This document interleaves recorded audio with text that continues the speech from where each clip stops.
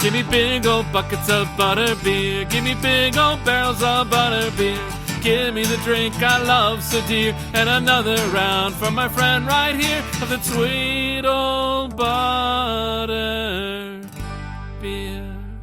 Welcome to the Three Broomsticks. We invite you to pull up a chair, grab a butterbeer, and settle in for a hearty discussion about Harry Potter. I'm Sierra Obermark. I'm Irvin Cakeman. And I'm Aurelia Lieb.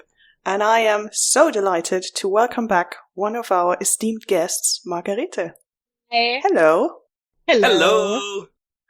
So, I know people will know you because you've been on the show plenty of times. Which is wild. I know. Yeah, Margarete, you're like a big deal at this pub. Ooh. I'm just saying. You're like, we pull out the VIP stuff for you when you come. It's about the flattery. I like it. Yes.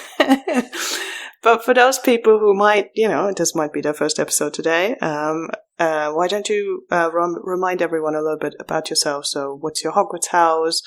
How you discovered Harry Potter? What's your favorite book? And what's your favorite character, if you have any? Okay, so I'm still a Gryffindor. Yes. Tried and true. It hasn't changed. I doubt it ever will.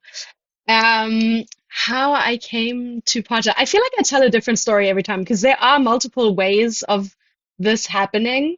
And since I'm a repeat guest, I'm just going to tell like a different story now of a thing that also happened that also brought me closer to Potter.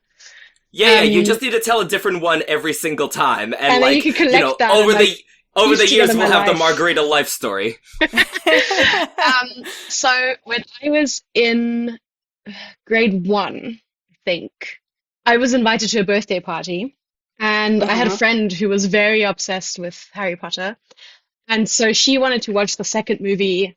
I think the first movie came out, and they wanted to go watch that like at the movies, and I was one of those kids who got terrible nightmares from scary movies.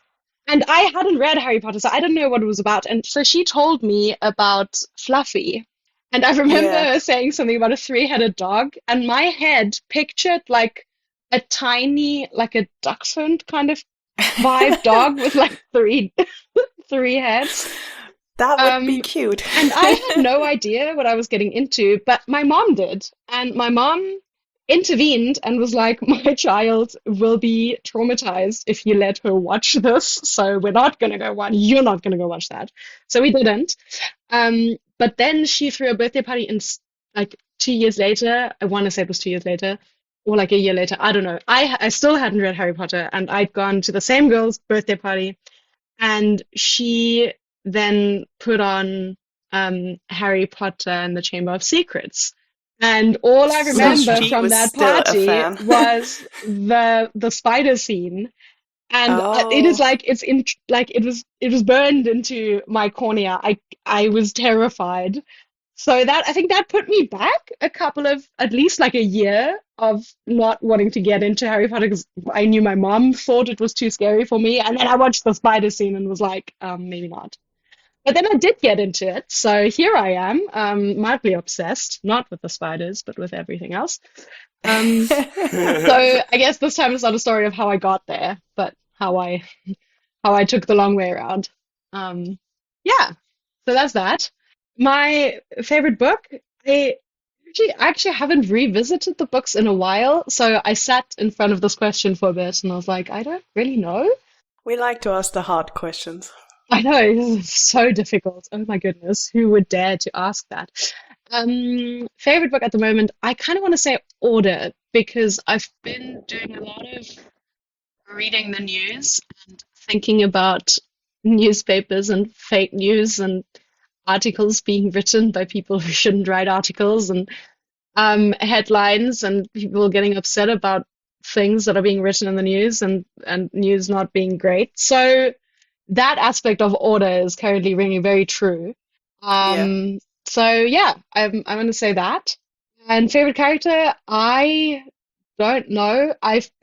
Because I ran out of reading material at some point on my holidays, so I started reading these like novel-length fan fictions of Harry Potter, and then fan fiction. Yeah, as I should. And then fan fiction Draco Malfoy became, quite great, obviously.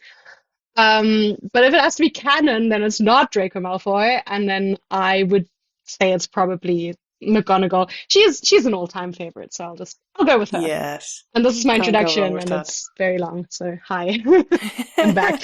Hi. Well, always a pleasure to have you with us. Also, your story about the, fluffy birthday party really made me concerned because I dressed as Fluffy at my last birthday party, and now I was like, did I traumatize some of my guests?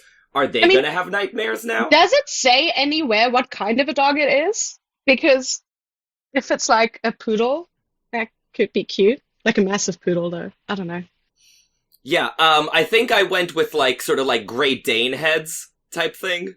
That is what we picture, I assume. Yeah. I'm not sure it says what type it is, but it's definitely like a big dog, and in the description. I guess. Well, in any event, glad you got over your trauma. Glad to have you with us.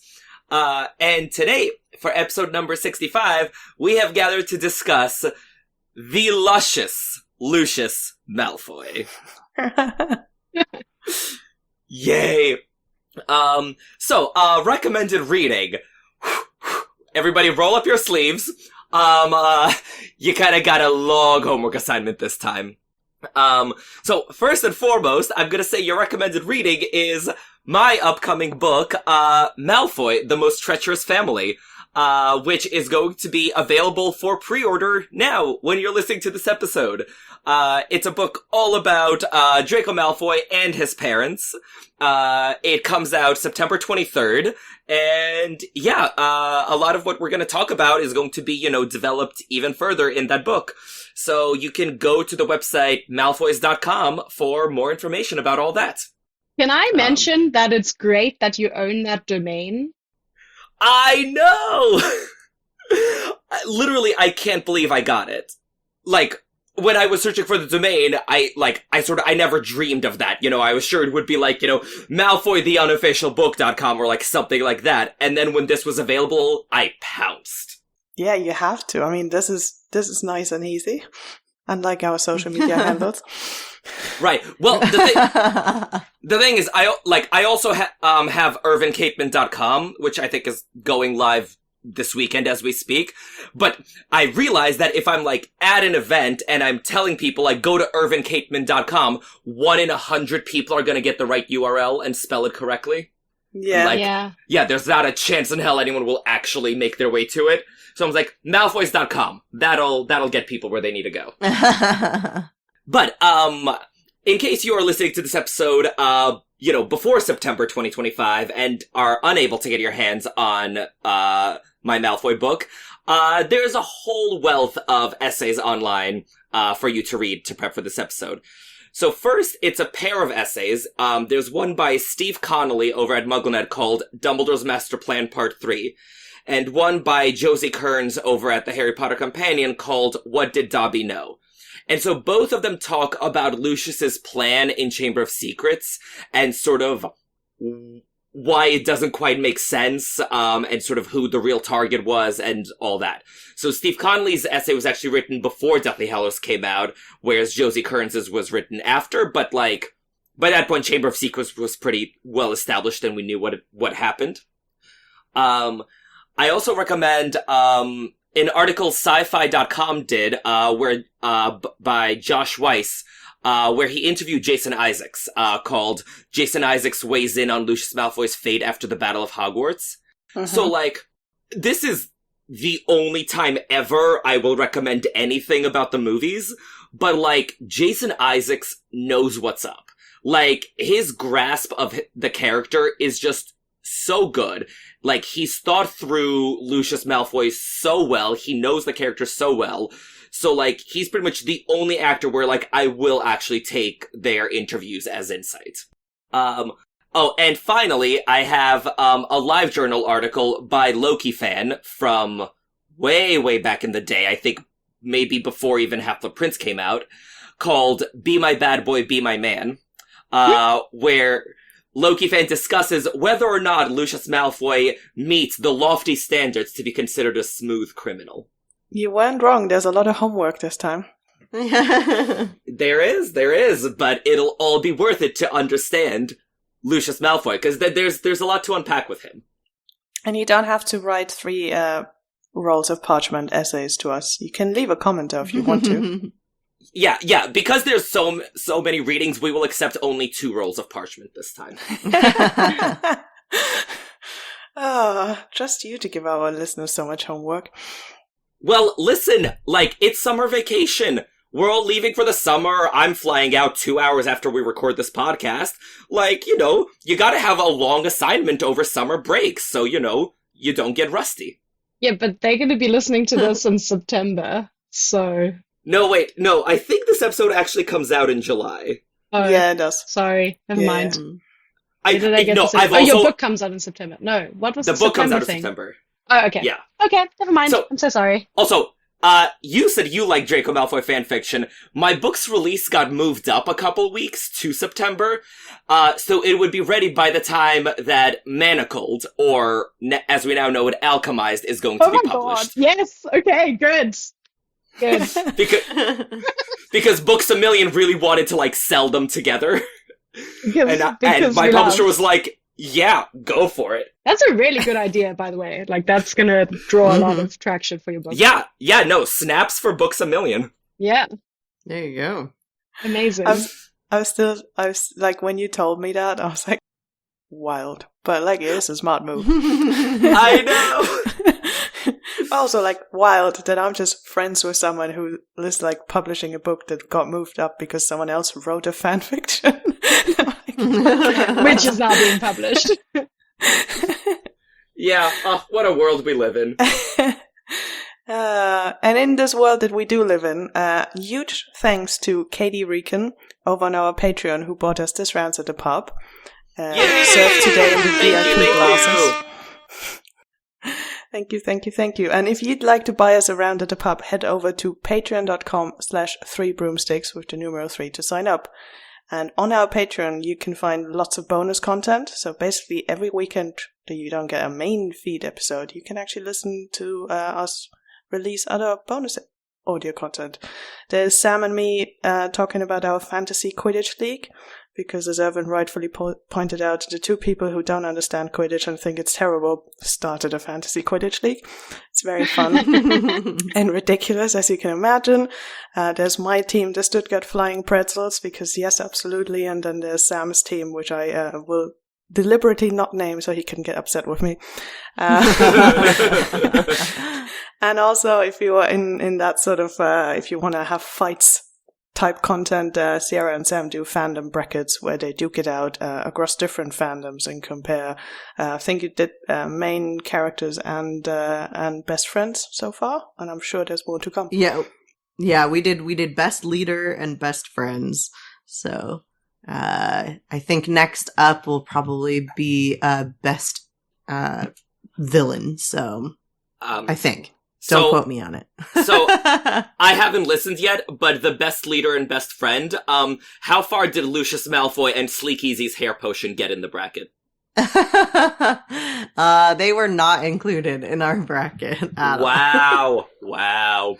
If we don't bring any money on Patreon, that's why. In all of the content from all of the fandoms, you're really going to argue that Lucius Malfoy is a top 16 leader or a top 16 best friend of a main character? I will argue for a top 16 leader. I think he's actually a very effective leader. Well, I guess more this is more why we're about here. this. Guess we'll have to do another one. But we would really appreciate your help in keeping the lights on at the 3 Broomsticks so we can talk about Harry Potter for a long time to come. Yay! And now we are going to talk about why Lucius Malfoy is the best leader, apparently. Yeah, okay, no, actually... Is that what we're starting with? Yeah, let's do it. I was looking over Lucius during the Battle of the Department of Mysteries, and, he actually is a remarkably effective leader on the mission. I mean, okay, he didn't get the prophecy, but, other than that, I feel like he did what you'd want an effective leader to do. Attack children, not follow through on what you're supposed to do, destroy an entire department. No, he did follow through on what he was supposed to do. he's actually by far the most focused of the Death Eaters. Like, all the others are like, ooh, we torture children, and Bellatrix is flying off the handle, and everyone is going nuts. And Lucius is the one who's like, guys, focus, get the prophecy. Guys, attention over here. Yeah, I was gonna say, I think compared to the others, yes, but then also the bar is the floor with the others. Yeah. And also, part of being an effective leader is controlling those under your lead, and he doesn't do that. Yeah. Disagree. He tries. Like, he gives them directions, he organizes them, he sends them off in pairs. Like, I would argue that he does as well as can be reasonably expected. As can be reasonably expected. I think there's a lot of adjectives here that tell me that he's actually not a good leader. It's like, in this circumstances, with all of these scenarios, maybe. I'm like, yeah. You might be okay, what did he do that you think makes him an ineffective leader other than actually fail to get the prophecy? I just don't think he was that inspiring to any of the people that he led. He doesn't need to inspire them, he needs to direct them. But does he direct them effectively? Everybody goes flying off the handle, like, immediately. I mean, I would actually agree that he does, like, he pairs them up, he sends them off. That.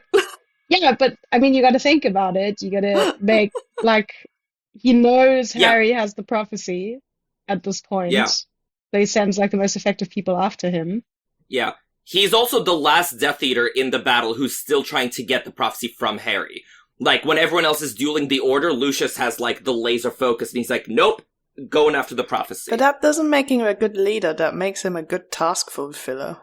Yeah, that's not leading, that's just like, organization. Okay, fine. He's also a good leader because he makes the tough choices about personnel. Because when Nott gets injured, when the kids blast through the shelves, Lucius is the one who's like, leave Nott, leave him, I say, like, we have our priorities, go after the prophecy. Like, that's a leader. Like, the leader has to make judgment calls like that and being like, no, we can't be sentimental and take care of this guy, we have to go chase some children right now. Shouldn't a leader inspire followers too, though? But, like, no one ever stands up for him.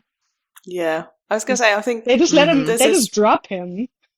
This is where all of this falls for me, because if you're actually a good leader, people will do the things without having direct orders. He's good at ordering people around. I mean, no, but come on, that doesn't make sense. Like, in a battle, you can't just like expect people to all know like what to do and where to go. But we're not just talking about in a battle. It's Lucius as a whole person.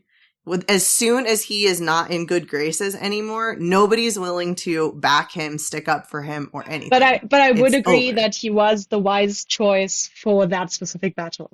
Like that, I don't think that anybody else was a contender. Yeah, I was gonna say, considering who was available, yeah.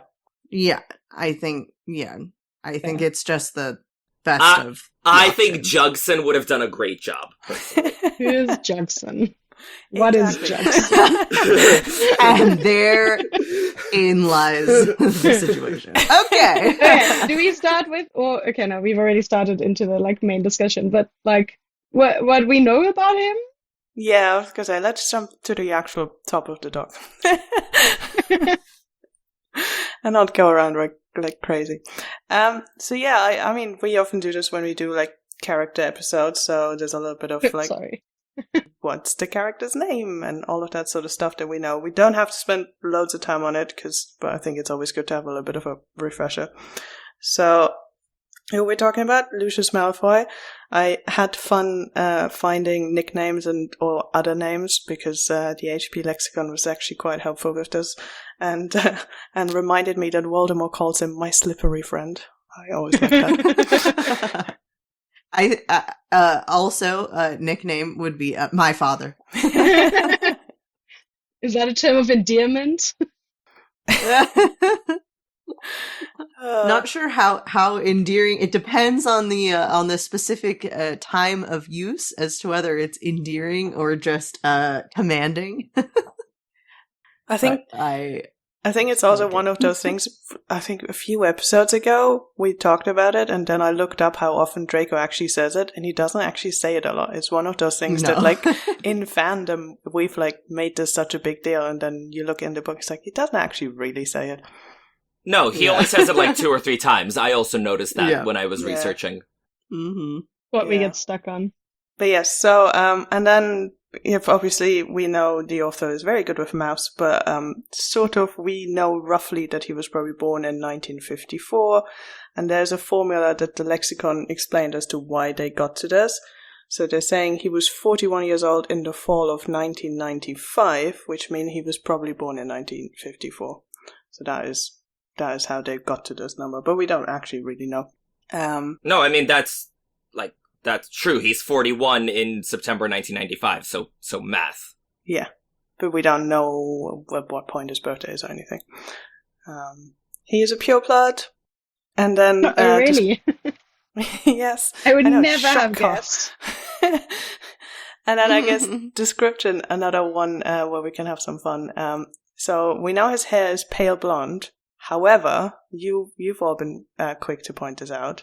It doesn't state the length of his hair.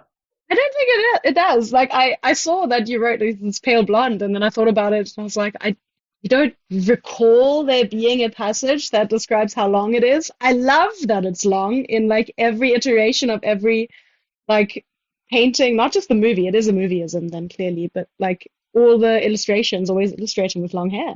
I love it. Yeah, I mean, honestly, like, I didn't think of it until you asked in the doc. And I was like, wait a minute, actually, but, like, honestly, if ever, like, a movieism has just been, like, collectively deemed canon by, like, it is that society at large, it is that one. Just like by unanimous consent, he has long hair in canon now. It's got some aristocratic vibe to it. Like, yes. I'm fine with him having long hair. Yes. Thank God for Jason Isaacs and his Paris Hilton wig, as he called it. It is glamorous. Yeah. Yes. Well, it just works because Lucius, like, swishes dramatically, like, so often that I was like, yeah, no, you need the hair. You need the hair flip. Yeah. Yeah, I was like, I'm trying to picture him with, like, short hair, and it doesn't work. No. So yes, pale blonde hair, cold grey eyes is another description that we do have.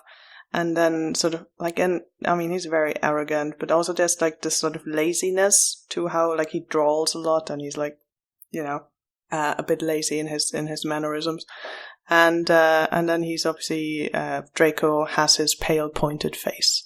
So there's the familiar features. And the last thing there, just to remind everyone, he's a Slytherin. I know, shocking. Is that confirmed? Where in the text does it say that? I don't think it does, but Draco says that he just no, like I'm fucking with you. It absolutely does. In the Prince's Tale, in the Prince's Tale, Snape gets sorted, and he goes to the Slytherin table with Prefect Lucius. Yeah. Imagine if they'd, like, all just assumed that he was a Slytherin, and then in the Prince's Tale it's revealed he's, a casual Ravenclaw, just slipping through I'd find it hilarious if he was a Hufflepuff. Yes! Hufflepuff and hiding it. See, in my mind, like, Scorpius ends up in Hufflepuff, and he's, like, angsting about it, and then, like, Granddad Lucius is like, can I tell you a secret? I was a puff. Might be a better plot for Cursed Child. It'd be a much better plot. Then again, like, Scorpius and Lucius sitting there watching paint dry, also a better plot. just saying. I brought it up and immediately I was like, ooh, well, let's move on from the topic of Cursed Child. And then, because we all know names are important in the world of J.K. Rowling, I looked up the etymology for Lucius. I think, not really surprising, it is like a very common first name in, like, Roman nobility, with a possible reference to Lucifer. But then this part I didn't actually know, so I added it here as well. So Lucius was the name of a Roman emperor who fought against King Arthur in legend. Interesting considering that Lucius Malfoy and Arthur Weasley are bitter enemies and have even come to blows. And it's also interesting that King Arthur killed Emperor Lucius with a blow to the head with Excalibur. So similarities to the scuffle in Flourish and Plots, where Arthur knocked Lucius into a bookshelf and Lucius was hit in the head by I can't say this word. Someone help me out. Encyclopedia. Thank you. Of toadstools. Or if you want to be real fancy about it, encyclopedia. Wait. How do you say encyclopedia in German? Encyclopedia. Yeah, because like it's also similar in Russian, encyclopedia. So like, I was surprised you were struggling with that one. I think the thing is, I also struggle to say the word in German. I just have a blocker when this word comes up. I just look at it and I'm just like, nope. Not me. So I was like, I'm just not going to try. I am sure I have 3 capable people on this podcast who can actually do it. Mm-hmm. And for one of us, English is even our first language. Well done, Sierra. So yeah, I actually thought that I as I say, I didn't know about this comparison between the myth of King Arthur and the Roman emperor, but it's a nice similarity. I doubt it's coincidence. Yeah, it's fun. The author would have known, I think, from all her other knowledge about names and the whole Weasley clan naming. I think that would have been something she would have known. Probably. Yeah, no, like the etymology, always a good course of inquiry. Yeah. So I thought it was interesting to learn about this similarity, and I'm sure we're going to talk some more about the actual fight in a bit. But yeah, that's a quick who's Lucius, and then I guess we should talk a little bit about his family. As much as we know, I should add. We do know that his father's called Abraxas Malfoy, and he died of dragonpox, and that's about it. We don't know anything about a mother. We don't know anything about siblings. Okay, so actually, let's talk about the siblings thing, because kind of like the long hair, like in my mind, he's always been an only child.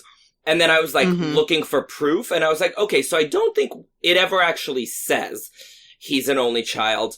But, and correct me if y'all disagree, but like, I feel like it would have come up if Lucius had a sibling, right? Like, either they'd be a Death Eater, or like they would have turned Blood Traitor like Andromeda, and it would have been a whole thing, or like they would have been a Death Eater sympathizer, but like, especially I think once Lucius is sent to Azkaban and Draco is very, very short on paternal figures, to the point where he's hanging out with Aunt Bella. Like, yeah, I feel like it would have come up somehow, some way, considering how much time we spend on the Malfoys. So I think Lucius is intended to be an only child in the canon. Maybe he has siblings that like moved overseas or like to Romania, and that's why Draco knows so much about Durmstrang, because he has distant cousins there. Maybe it's not siblings, maybe it's like cousins.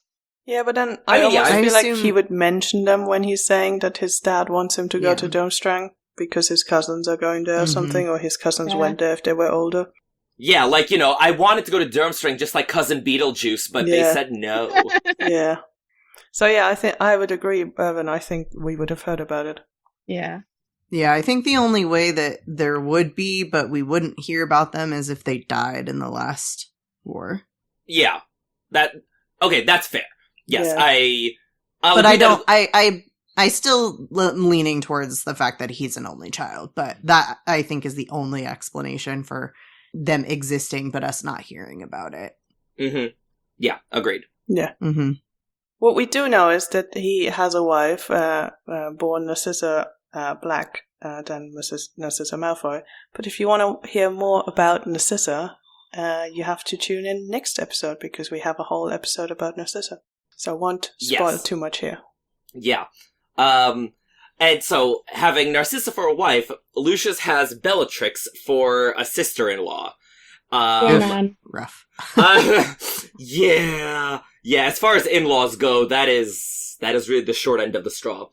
But I'm actually curious about their relationship, and sort of what you guys think it's like. Because, like, they have a couple antagonistic moments in the series, but, like, I'm trying to get a handle on whether they've, like, always disliked each other, or if they're just butting heads the times we see them. I think they're both obviously in the good graces of the Dark Lord at some point, and are both trying to stay in the good graces. So maybe even if they weren't antagonistic before, or if they were just sort of like, well, I don't like you, but you married my sister, I'll just deal with you. There's a point where that turns into like jealousy over, not over Narcissa necessarily, but over the Dark Lord. See, I kind of think that, at least on Bellatrix's side, there probably is some jealousy over Narcissa. And again, we'll get into this next episode, but I think because Narcissa's, like, give or take Voldemort, the only person Bellatrix really loves, Yeah. I think Bellatrix expects her sister to be her ride or die forever. And then when Narcissa begins prioritizing her husband and her son, I think Bellatrix probably resents that. But, like, as for being rivals for Voldemort, I think, like, because they're, you know, in-laws, it might be sort of a, like, you know, like, they're a unit in terms of Voldemort's favor. You know, like, Voldemort knows that, like, the Malfoy-Lestrange family are his best, most ardent supporters type thing. Where they wouldn't be competing, but they'd be, like, working together. Because certainly, like, the flip side is true, where, like, when the Malfoys are in disgrace, that also bounces off to Bellatrix. And I also think that, like, because within the Death Eater organization, they have such different skill sets and such different styles, that they probably wouldn't step on each other's toes as much. Because, like, Bellatrix is, like, the crazy, like, you know, batshit insane, like, you know, scary muscle of the group. And Lucius is, like, you know, the battlefield leader and commander. He's in charge of, like, espionage and corrupting the ministry and everything. So, like, I mean, the overlap is that they both enjoy torturing people, which, like, I feel like that would bring them together, actually. I do wonder a little bit as to when they got together, because obviously, and we did talk about this next episode, spoilers, into the behind the scenes of we recorded that episode before this episode. That Bellatrix is the oldest sibling, and I'm sure Irvin's gonna pin this on me again that I'm Bellatrix basically. But anyway, because Narcissa is the youngest of the three, there might be just generally some sort of like, you know, older sibling type of, I want to look out for my sister, is this guy good enough type thing. At least at the beginning of the relationship. So that might feature in, but then obviously, you know, also there's a whole chunk of time that Bellatrix misses while she's in Azkaban. Yeah. Well, and... Yeah, and I think that didn't win any favors for Lucius, because she thinks that he basically should have gone to Azkaban with the rest of them and owned up to everything that he did and declare, you know, his ride or die loyalty to Voldemort. And so I think it's maybe debatable as to, you know, pre-first Wizarding War, what their relationship was like, if they were on the, you know, if they were closer at that time. But I think that basically as soon as he decided to claim Imperius, she like lost all respect for him, and they'll never come back around. I think that was like the end of it for her, and now she probably doesn't think that he's worth being with, like, that Narcissa, or he doesn't deserve Narcissa at this point. Yeah. So I kind of want to revisit the Battle of the Department of Mysteries. Apparently we're just going to keep coming back to it. When, like, Bellatrix flies off the handle, like, Lucius, like, is unafraid. He bawls at her, he deflects her spells, like, you know, he yells at her, like, not to do anything stupid. And, like, at first you'd think that it's, like, you know, it's a sign their relationship, you know, isn't good. But I think the fact that, like, she doesn't seem perturbed by it, like, like, contrast it to Deathly Hallows, right? By Deathly Hallows, they clearly hate each other's guts, and she's like, unhand me! How dare you! You lost your authority! But in Order of the Phoenix, like, he deflects her spell, and she's like, okay. And, like, falls in line. So that suggests to me, like, a decent working relationship, at least. And, like, honestly, she might respect him for not being afraid of her, because I think most people are. At least that's my read on that scene. Or she allows him possible to get away with more stuff because he's married to her younger sister. Mm-hmm. Or because even though she doesn't agree with it, Voldemort still finds him in favor, and so she is more likely to excuse what's happening just for the sake of, this is, like, you are technically in charge, and she's a good soldier, and so she'll listen. But as soon as he's out of favor, it's over. Like, she doesn't even have to keep up a working relationship with him because she doesn't. If Voldemort doesn't respect him and she doesn't respect him, then there's nothing going for him in her mind. Mm-hmm. Yeah, no, that's absolutely true. Because, after the Department of Mysteries, like, once Voldemort hates his guts, she hates his guts. Absolutely. Especially because, like, as he slips further into disgrace, like, again, they're kind of a unit, and his dishonor, reflects poorly on her. Which we see in Dark Lord Ascending. And also she can blame him for the whole fiasco because he was the one in charge. Which she tries to, and Narcissus is like, oh no, not my man. But yeah, no, apparently we're just gonna keep talking about Bellatrix, and her relationship to all the Malfoys, because I find it interesting. I was gonna say, we spend a lot of time on Bellatrix for these Malfoy episodes. Well, she plays a central part in their relationship. She does. Someone who should play a central part in Lucius's life. He has one son, who we like in fanfiction, but not so much in canon, Draco Malfoy. Probably why he makes such a good foil for fanfiction, because there's not that much he can do wrong. Right.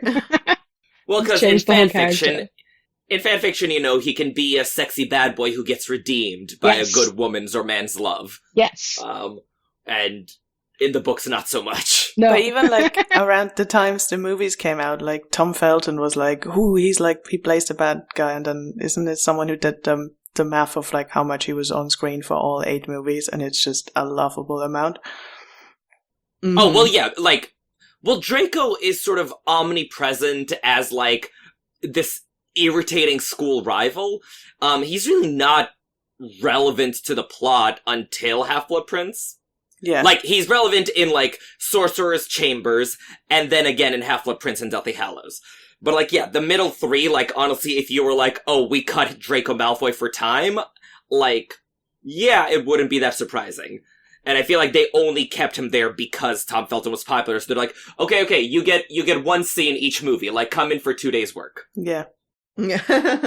I honestly think that is what is happening, but even, like, it's just curious to think how much of a big deal he was in pop culture, and then you look at him and like, why actually? But yeah. And we need him whining up for his arm, and his daddy can go fix and kill the hippogriff, bad hippogriff. Mm-hmm. Well, and talk of Lucius's relationship to Draco, like, Lucius did a very good job imparting his values and his beliefs to Draco. Like, Draco is basically a carbon copy of Lucius. Like, he parrots Lucius's lines, like, verbatim. Actually, I really dove into this a lot in detail in my book, but basically, like, Draco's introductory scenes and Lucius's introductory scenes are, like, word for word. They hit all the same beats, they espouse all the same prejudices, like, Lucius did a very good job on Draco. And Jason Isaacs, who, again, bless him, he said in an interview once, I saw my job initially as explaining to the audience why Draco was such a little shit. Yeah. Which did a good job. Like, he did such a good job. Nailed it. He understood the assignment. Yes. Yeah. No, well done, Jason Isaacs. Mm-hmm. And then the only other sort of, this is pushing the term family to a degree, and like beings in his life He has an eagle owl, because we see that delivering post a lot. And he has a house elf, well, at least temporary, because obviously Dobby becomes a much more important part of the plot than Draco in many ways. Rude. And he has albino peacocks. Oh yes, I forgot about Those that. are very important because why? Those are very important. Because he can. Yes. Same with the Because eagle owl. what- You don't need an eagle owl, but you can. And eagle owls are But beautiful. also, Mhm. what is more Malfoy than an albino peacock? Like, the minute I read that in Deathly Hallows, I was like, oh my god, yes. Hmm.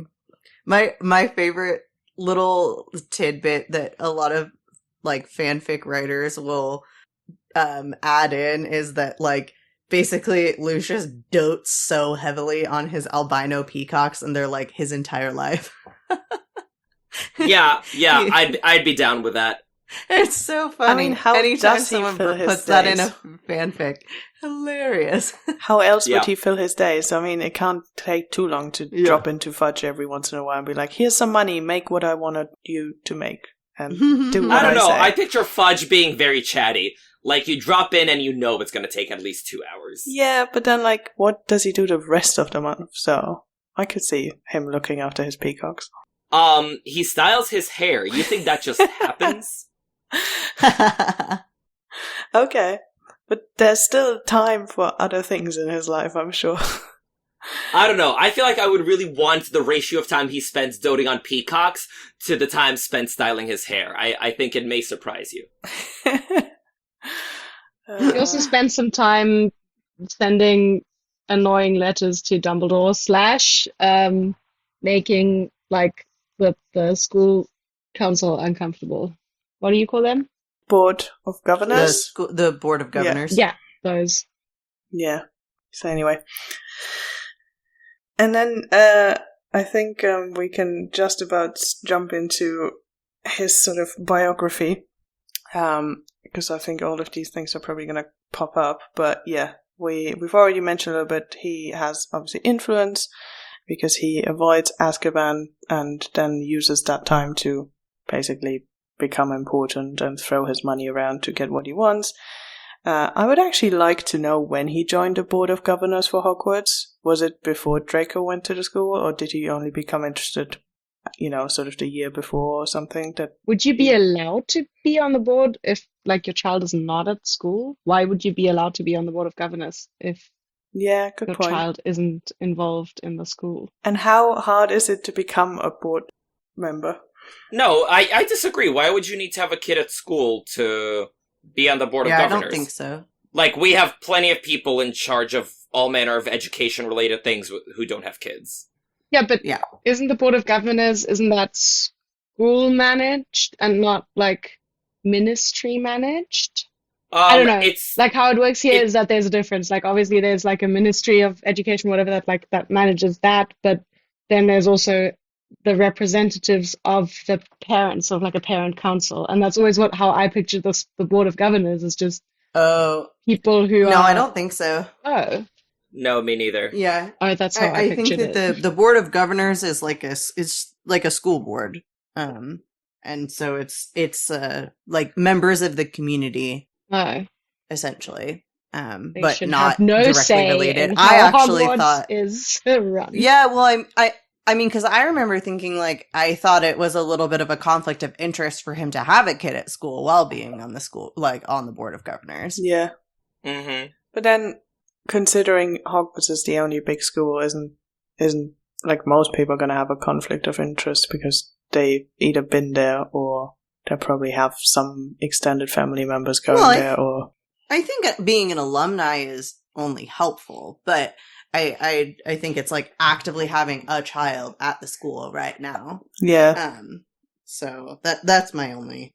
I'm also curious I don't as know to if it would or wouldn't be. But. what they do because we only really hear about it in Chamber, and then it's Mhm. never important again. Even throughout the whole like umbrage of the Ministry had to step in because Dumbledore couldn't find a teacher. Like it's never coming up again. Well, but I think that is the overreach in Order of the Phoenix, right? Is like, before Hogwarts was sort of run fairly independently by the headmaster reporting to the Board of Governors. And Order of the Phoenix is when the Ministry starts stepping in and being like, no, this whole independent thing, we're not doing that anymore. So do we think at that point the board almost becomes a moot point? I mean, not entirely, but they're certainly vastly weakened by all the educational decrees. Yeah. In a way, it felt like a early book thing to me as well, where she just sort of changed her mind later on and just like, don't really need that anymore. I'll just never mention it again. People will forget. Little did she know. and then us insane people were like, no, we've all read the books 100 times, so nope. But yeah. Okay. Anyway. So Board of Governors, he's on that, he manipulates them, and then he's not on that anymore. Yeah. It really only appears in Chamber of Secrets. But yes. And then the probably other thing to touch upon before we jump into his biography, we know that his mansion is, full of a collection of dark magic items, potentially hidden under the drawing room floor, or, before the Ministry becomes interesting and poking their noses around, potentially also on display. We don't know.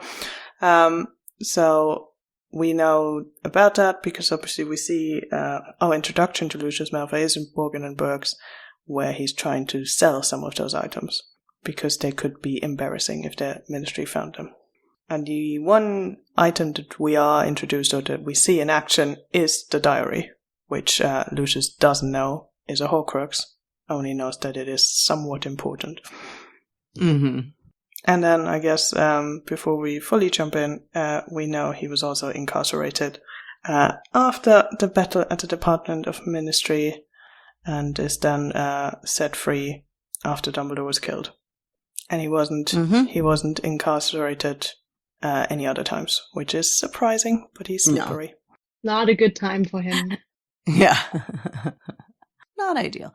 Yeah, couldn't really claim Imperious twice, I feel like. That would be a stretch. It would be pretty impressive if he was that convincing, I gotta say. Yeah. Or if you... I am here right now, under the Imperious curse, that this guy, this guy, put me under it. Who was the guy? I don't know. How did I get here? Where am I? The Department of Mysteries? What? How did I get here? This is weird. He's following Irvin's plan of someone else is actually in charge. Yes, that would have been impressive. Or what, if Fudge hadn't just fallen in, completely out of it. Maybe Fudge might have been, yeah, but he gives me money, so I'll just roll with it. But yeah, I think time to sort of go in through the biography.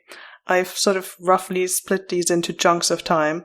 The first bit is where we are in the unknown a little bit, but I titled it as his time at school and the first Voldemort reign, because it's obviously, that is a big chunk of time, but it's also just not a lot of information for us out there.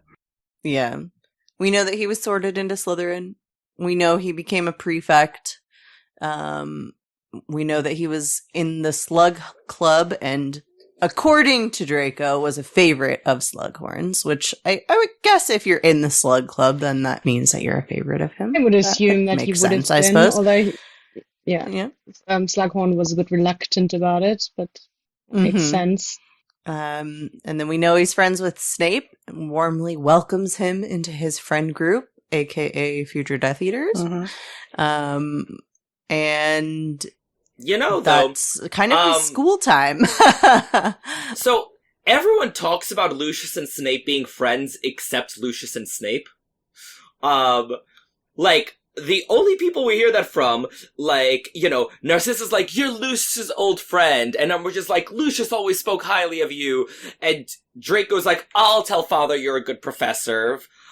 But, neither Lucius nor Snape ever actually comment on their relationship. maybe there was more to Yeah, it. the only kind of like visual commentary, I suppose, is just in the Prince's Tale when he's like being. I think there's like maybe one or two moments where when Lily's upset about his friends, he's like mentions, or he's like looking over at the table where Lucius is waiting or something. No. He goes to Lucius's table during the sorting because Lucius is the prefect, and he's like, "Welcome, first years." Lucius Malfoy is basically the Percy Weasley of the Marauder era. Maybe it's not you're Lucius's old friend and like a we are best buddies kind of a way, but like you just know each other because you had the same interests, aka being Death Eaters, so you're sort of friends by default. Yeah, like basically, I feel like we don't know whether they're actually friends or if they're like friendly coworkers. That's sort of where I'm unsure how close they really are. Yeah, I guess we would maybe need to know Lucius's relationship with Avery and Mulciber, because we know that Avery and Mulciber are friends with Snape, and so I guess it just depends on if they're kind of one group or if it's like he's kind of just a hanger-on. Yeah. With the others. And I guess by the time they are fully Death Eaters, that doesn't seem, we know Voldemort doesn't really care about friendship, so he wouldn't encourage people to be friends necessarily. So I sort of wonder, if on the regular you get tortured by your leader and everyone is very quick to blame each other so they don't get tortured, doesn't really encourage you to be friends. And then it's maybe, as Irvin says, more of a co-worker type relationship. Mm-hmm. It would just be like a persuasion tactic of Narcissa to say, like you're all friends. I don't know. Yeah. Anything to save a son. Or not? They're trying to be like, you guys are Death Eaters together, but it's like you guys are old friends. Like, kind of like folks in Disney are like friends with Lotso. Yeah, it's just code. Yeah, it's like it's like oh yeah, he's just one of the friends, or like a code name essentially. Oh, I find those so funny. The funniest one I ever heard is I was at a friend's party in Brooklyn, and he keeps introducing people. He's like, "Oh, this is John, whom I know from Brooklyn, and like this is Sam, whom I know from Brooklyn." And finally, I was just like, "Okay, do you just like walk down the street making friends? Like what do you mean from Brooklyn?" And he's like, "I mean from Grindr." And I was like, "Oh, okay, that makes more sense." That's the other one. I wasn't gonna put that one out there, but yes. I'll do it. Anyway. So, talk of, Lucius and his old friends from work. He rose through the Death Eater ranks fairly quickly. Because, like, going back to his age and looking at that, he was 27, by the time Voldemort fell. And by that point, like, he had basically made his way to Voldemort's top 2 Death Eaters, and, he was entrusted with a Horcrux and everything. And, like, I feel like that isn't done overnight. Like, you gotta put in the time to get Voldemort to entrust you with, a chunk of his soul. You also got married and had a child in the time. Exactly. Like, that also takes work. That's, Yeah, and he had time to... And he had time to write letters arguing with Dumbledore about banning books. So, really, he had very full days. But that just feels like one of those, like, people on the internet writing mean comments on Facebook. Like, that's the wizarding equivalent of that. Like, he's just... Oh. So like, you think Lucius, like, comes back from a long day of death eating, and he, like, sits down with his eagle owl and his, colossal peacock feather quill, and he writes, "Dear Headmaster Dumbledore, I strongly object to the books you have." That is exactly what I imagine. Like, that is how he winds down. Yes. Yeah, no, that makes sense. And, Lucius was into banning books at schools way before it was cool the way it is now. Well, books banning is unfortunately not a new thing. Yeah. Yeah, no, in the States it's become much more of a thing in recent times. Yeah. I was going to say, Margarete and I were like, yeah, history. We know what's up. Yes, no, just like as Margarete was saying with like current events and Order of the Phoenix, I was like, Yeah. Yep, yeah. current events put a lot of these things in a new light. Yeah, true. Oh, and it's not even been 100 years. Anyway, so that was the first chunk of time I've identified. Then there's another one that is a bit murky because we don't really know a lot, but I've called it sort of basically the time after Voldemort's first reign and before the book starts, where obviously we get a lot more insight. So basically after Voldemort is falled, and we can assume Lucius is somewhat occupied with raising his son. But I've sort of dubbed this time as getting in position, because obviously he has to pretend he was imperious, so he doesn't end up in Azkaban. And we can assume he's starting to throw money at problems and get into position. So, when, Voldemort returns, or even just in general, he has the right swing and the right say in the ministry, and he can get what he wants. Mm-hmm. So yeah, I don't think there's much else to say here. He seems to potentially still be friends with Grab and Goyle, because Draco seems to know these guys before school starts, so we can assume play dates were maybe a thing. Do we think he was expecting some sort of Voldemort to come tutoring. back? Or is he just sort of... Because my impression of him was always that he didn't really expect Voldemort to come back. He was just getting in position for himself. I think at first he would have been cautious about it. He's like, I don't know, maybe he will, maybe he won't. I think probably the first couple years, he was unsure and hedging his bets. I think after 5, 6, 7 years had passed, Lucius got comfortable and he was like, yeah, okay, I think this is how it's gonna be for a while. We know he definitely wasn't expecting Voldemort to come back by 1992, when he, is plotting with the diary and everything. Yeah. But then he also, because he is a slippery friend, he also uses it to his advantage and be like, no, I this was all my big plan. I didn't go to Azkaban, and now I'm in a good position. I can, get you what you want in the ministry.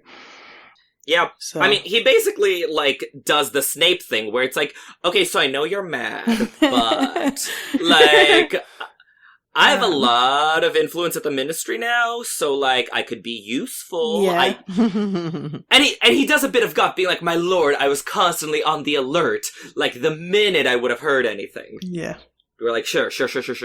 Yeah.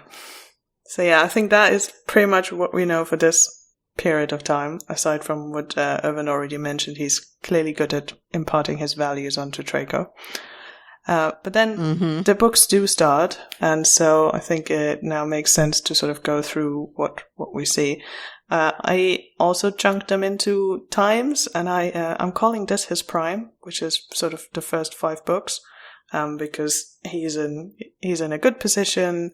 He can, he can try and get things the way that he wants. He's not in the bad graces with Voldemort, because he manages to be slippery and spin the story in his advantage. But yes, sort of skipping the first book, because all we know about him is that he's Draco's father. We don't meet him, but we do meet him in Chamber of Secrets, and we only recently did a episode about this chapter where we meet Lucius. So, yes. And what a meeting it is. The man He knows puts how on to a make really an entrance. good. Yeah. I remember Makes a really good instantly impression on thinking them he's the big bad guy. When meeting him, when I read it for the first time, that was my impression. He is evil. This is the evil person. I don't think I cared that much about Voldemort, because he wasn't really a big deal at the time. He was gone. But I was like, this guy is evil. This is it. He's the bad one. yeah. I find it so hilarious that, he is with Draco on errands, and Draco just sort of fangirls over Harry in the background, and Lucius is like, yeah, you told me all summer, shut up. Well, so it's fascinating because Lucius, he's very much an incrementalist when it comes to changing things. Right? So he's like, he would much rather, like, sort of, drop his gold and, like, make his connections and, like, casually, like, veer society in the direction he wants. Whereas Draco goes, like, balls to the wall. He's like, no, everyone likes Harry Potter, and I don't think they should, so I'm gonna do something about it in Goblet of Fire. So, like, yeah, in that way, Draco is, like, sort of more aggressive, than Lucius is, because Lucius accepts the fact that it's like, well, everyone likes Harry Potter, and I think it's dumb and they shouldn't, but I guess it's the world we live in. And Draco refuses to accept that. I do wonder almost of like, there's this whole moment in the first book where obviously Draco tries to befriend Harry and it doesn't end up going well for him. But I almost wonder how much of a disappointment that was for Lucius, because that could have been another in for him. Like, hey, while the rest of you lot was in prison, I managed to actually have influence over Harry Potter. But because I think Lucius probably would have been more disappointed by the reports back about Harry.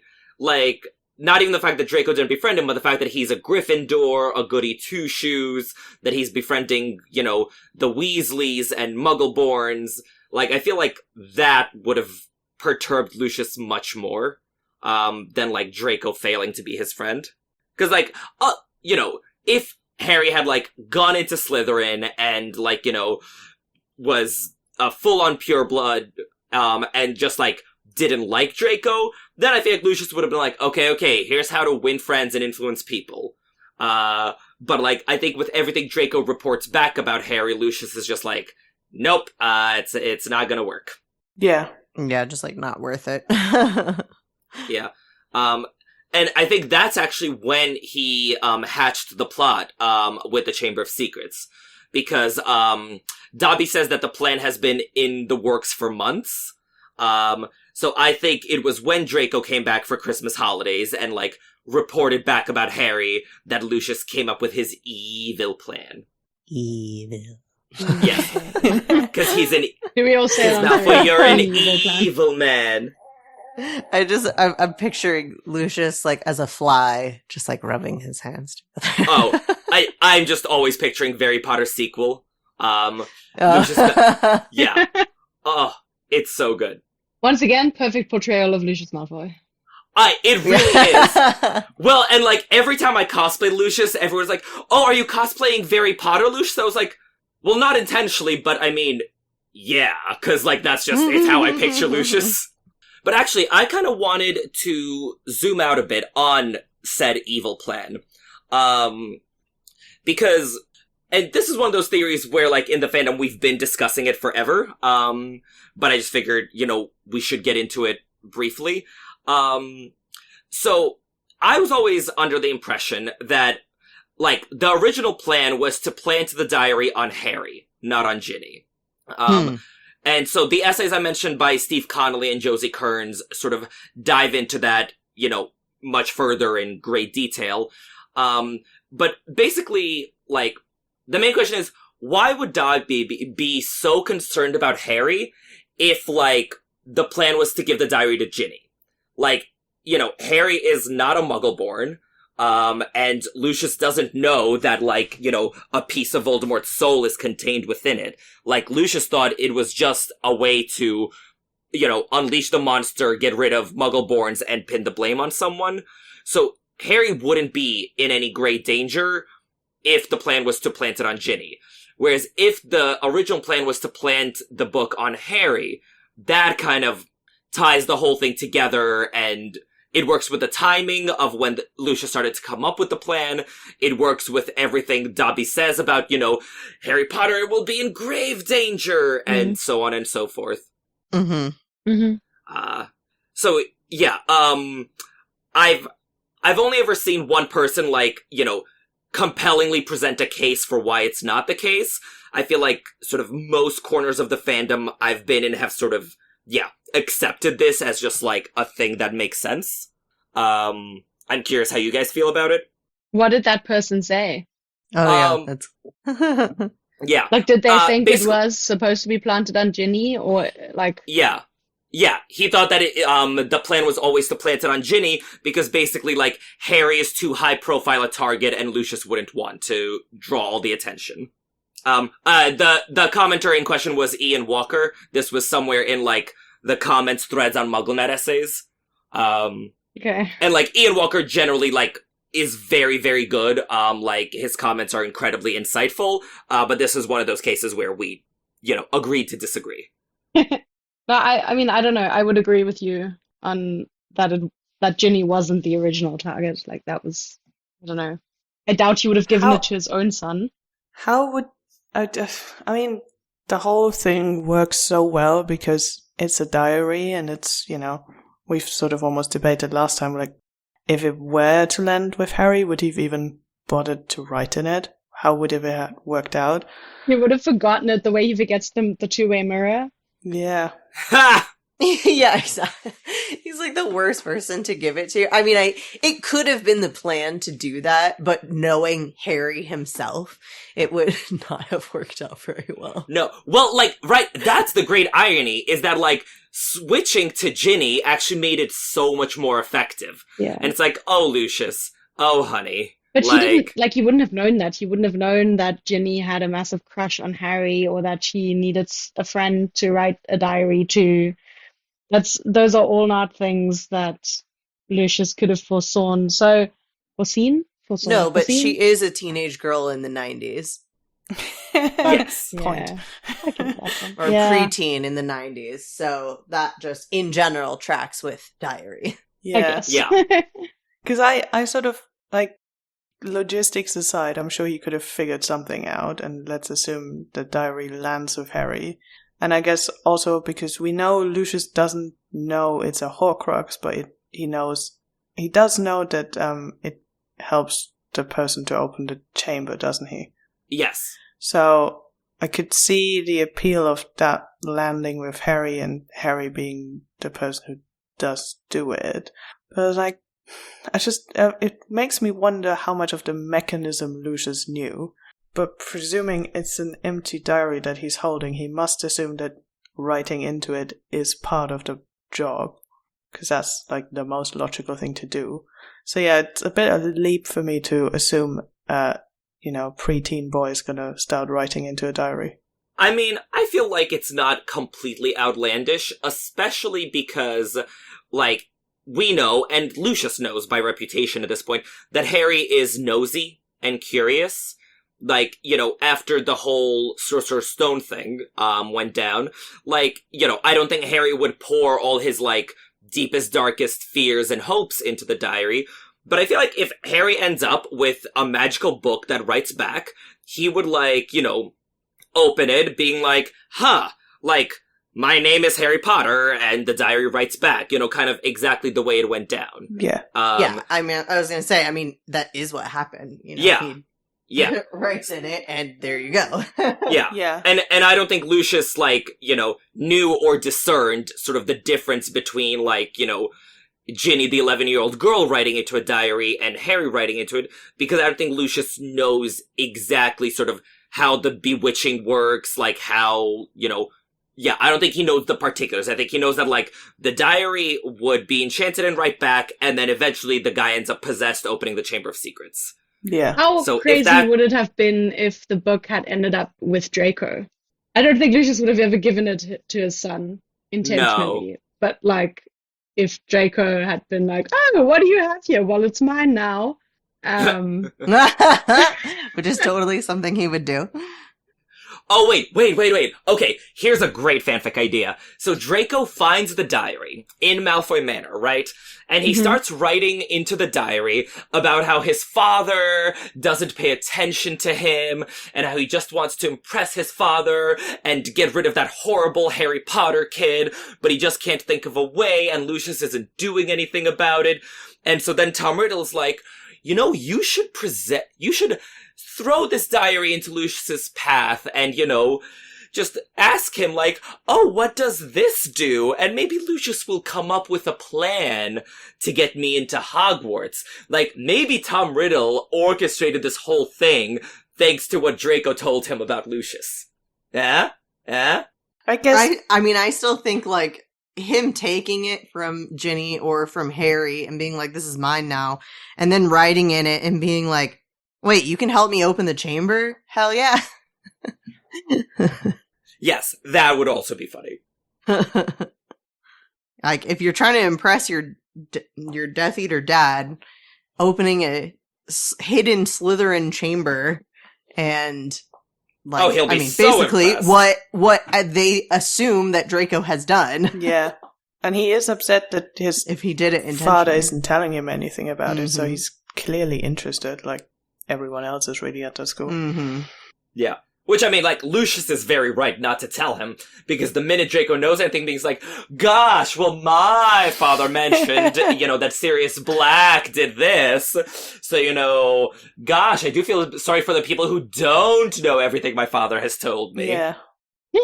But yeah, and so I think it just makes it's so poetic that, like, the reason it ends up with Ginny is that Lucius Malfoy just loses his temper. Yeah. Like, he ends up fighting with Arthur at Flourish and Blots, and he's already mad at Arthur about the laws, the Muggle Protection Act. So I think he makes a split-second decision to swap targets to Ginny, just to, like, hurt Arthur. And ironically, that makes the plan 10 times more effective. So 'cause, like, petty. Like, he, over Arthur punching him, he sabotages Voldemort's plan. Imagine explaining that to Voldemort. Like, why did you give it to Ginny? Because her dad kind of punched me. Yeah, exactly. But, like, not only is Ginny an 11-year-old girl and much likelier to write into the diary, but also I feel like Harry is so closely watched, right? By Dumbledore, by McGonagall, by, everyone who's anyone. Like, if Harry was writing into a cursed diary, I feel like it would have unraveled, or rather, if Harry was possessed and opening the Chamber of Secrets, someone would have found out much sooner than if random Gryffindor first year does it. So, like, Lucius's pettiness really paid off this time. Yeah. Mm. The other, sort of question I want to raise for debate is, do you guys think Lucius knew it was a basilisk? Because I'm thoroughly convinced he didn't. Because basilisk gazes, don't discriminate based on blood status. No, Like, I don't think so. you I thought, like, he would know that the diary would do something to mudbloods. Like, that's what he would think. Or to Right, Hufflepuff, exactly. Yeah, I don't because, think like, he knows about the basilisk. no, That's because, insane. like, he would not set a basilisk loose in the building where his son is. Yeah. Like, he has the brains not to do that. I think also, considering no one's figured out that last time it was a basilisk, and, not to say that Lucius isn't a smart person, but if Dumbledore didn't figure it out and he was there the last time, then I'm sort of doubting Lucius would know. Oh, I think Dumbledore might have figured it out. Like, where's the evidence he didn't? I'm sort of giving Dumbledore the benefit of a doubt that he wouldn't keep insisting of running a school if he knows a basilisk is loose again, and last time someone died. Well, he doesn't insist on it. He's just like, if these attacks don't stop, we're gonna have to shut down the school. Yeah. Just, But if he knows it's a basilisk, I feel like he should just close this school immediately. Well, I mean, listen, we can Dumbledore's into bad Dumbledore's decisions. very questionable, administrative decisions. Yeah. But, like, I think, like, legendary monster associated with Slytherin that lives for 1,000 years, like, I'm gonna say Dumbledore put 2 and 2 together. No, I mean, it doesn't feel like it's a big leap, really. It's especially not in hindsight, but if Dumbledore knew, it's a very crazy choice. But then I guess he also hired someone he didn't know had also not done any of the things he wrote books about, so... Yeah. Dumbledore was just really rolling with it that year. He's like, yeah, that's all Yeah, right. pretty much. I'll just tell them off for flying a car into school. But, there's a murderous snake in the school, and I've hired a teacher who can't teach. But, don't fly a car into school. Well, lines have to be drawn somewhere. Yeah. Is that the title of your follow-up Dumbledore book? Albus Yes. Dumbledore. Lines have to be drawn somewhere. Yes, that is the sequel that I'm going to begin working on right away. It's just going to be a 300-page treatise on how to run a school. The answer is do the exact opposite of everything Albus Dumbledore ever did. But yeah, so, that's Lucius's plan. But the other sort of major thing I wanted to talk about from Chamber of Secrets is Dobby, and Lucius's treatment of Dobby. And, okay, so the bar is so low. The bar is like 10 feet underground in the deepest circle of hell. But even by wizarding standards, Lucius is terrible to Dobby. Yes, Like, even so, he comes in under that bar. Like, what gets me every time, like, just every time I read this, I was like, oh my god, is at the end of Chamber of Secrets, when Lucius, like, storms into Dumbledore's office, he has Dobby cleaning his shoes as he goes, and he's a wizard. Like, you know, one Scourgify and, like, the shoes are clean. So, like, literally, like, a groveling Dobby cleaning his shoes is an accessory. Like, that's, like, what he wants to offset his look, is a groveling house elf. Just, like, he's the worst. Like, he does so many terrible things, but this one just gets me, because it's just, like, it's so needlessly terrible. I agree. Yeah, he's exceptionally bad. Yeah. I think I think part of it is just the idea of, like, if you want to see who a man is, don't look at how he treats his equals, look at how he treats his inferiors. And it's so bad that it just reinforces, like, how terrible of a person he is. Yeah. Mm-hmm. I was a bit surprised that Dobby was apparently the only house elf they had, and that also seemingly they haven't replaced him after Dobby is set free by Harry.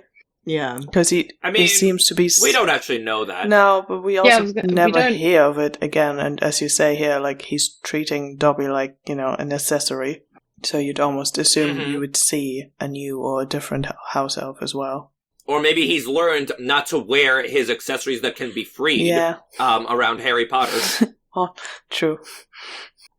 So, not to diminish Dobby as a unique individual and all that, but I wonder, but, like, he's presented as, like, a radical by house elf standards, right? Like, Yeah. I think Hagrid says, like, you know, you get weirdos in every bunch. I wonder if he would have been such a radical if he had, like, a, you know, replacement level, like, average wizard master. Because most of the purebloods we see, and I've been writing a lot about Death Eaters, so it's been coming up, but most of the purebloods treat house elves as servants with, like, varying degrees of affection. Like, no, they don't pay them, obviously, and it's terrible, but, like, Regulus, Walburga Black and her husband Orion, like, the Crouches, and even Hepzibah Smith in, like, the 5 minutes we see her, like, they all seem perfectly civil to their house elves. Like, there's none of this kicking, there's none of this, like, ironing their hands nonsense. And, like, in exchange for, like, the most basic civility, like, you know, they get the pure adoration of the house elves.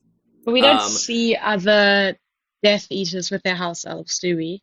Well, Regulus and Barty Crouch Jr., I would argue. Okay, Regulus, let's not, like, he's soft-hearted, I don't know, like, that's clearly, like, a topic of interest to him, like, how people treat house elves. And also, I mean, or how people treat his house elf. Yeah. and also, both of those examples are the sons of the actual heads of their houses, or their families, I mean.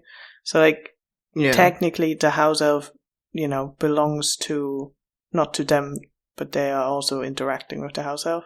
Well, the house elf belongs to the family. So, like, you know, because Creature says Master Regulus and Winky says Master Barty.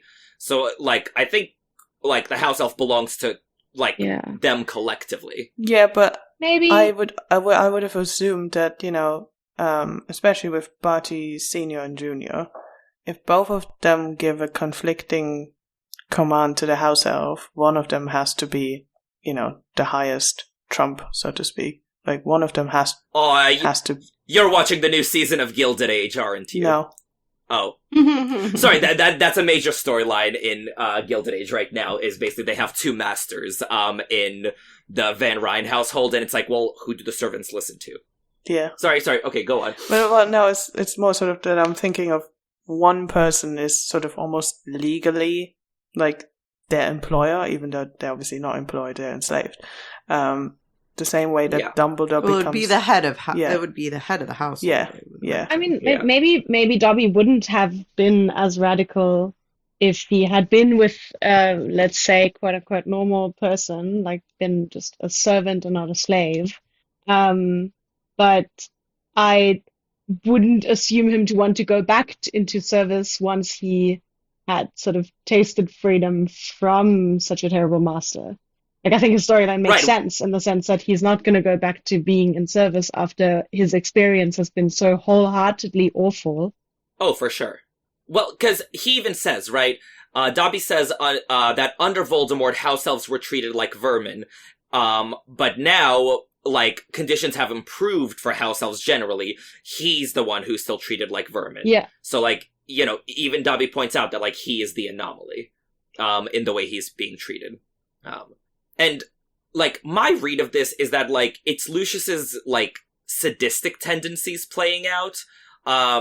Like, we don't make as much of Lucius's sadism as we do of, like, Bellatrix and Umbridge. Maybe because it's slightly less in your face. Maybe it's because he's a guy. We can, pin that for another day. But, like, I think Lucius is a sadist, because we know he takes the lead in a spot of Muggle torture. And the way he treats Dobby with, like, active contempt rather than indifference, I think it's because he enjoys hurting Dobby. Maybe it's the only thing, like, where he can live out his violent tendencies without being punished for it. Especially in the early days when he's not back, like, reinstalled in his Death Eater status. Maybe if he still had Dobby at the time when Voldemort was back, he would have not taken his rage and sadistic streak out on Dobby because he had other things to do that on, other worries and other awful tasks to do for the Dark Lord. So then maybe it wouldn't have been as gruesome, or maybe he would have been just as evil. I don't know. Mm-hmm. But you know what I mean? Like, he takes it out on Dobby because he has nothing else to let out his evil side on. Yeah, exactly. I mean, like, again, all the sadists we see, they seek out venues, and outlets for it. Umbridge, first finds her place in detentions with the Blood Quill and everything, and then in the Muggle-born Registration Commission. Bellatrix, I would argue, this is a big reason of why she worked so hard to join the Death Eaters, is because it provides that outlet for her. So for Lucius, in the off-season, if you will, it would have been Dobby. Yeah. Ugh, he's the worst! Yeah. We're just gonna keep coming back to that. Yeah. So yeah, that is how we see him in Chamber of Secrets. We get introduced to him. We know immediately that he's the worst, and Harry manages to free Dobby, and that is our first introduction to Lucius. I don't think we've really talked about the Chamber of Secrets Muggle fight moment. I'm not sure if we want to.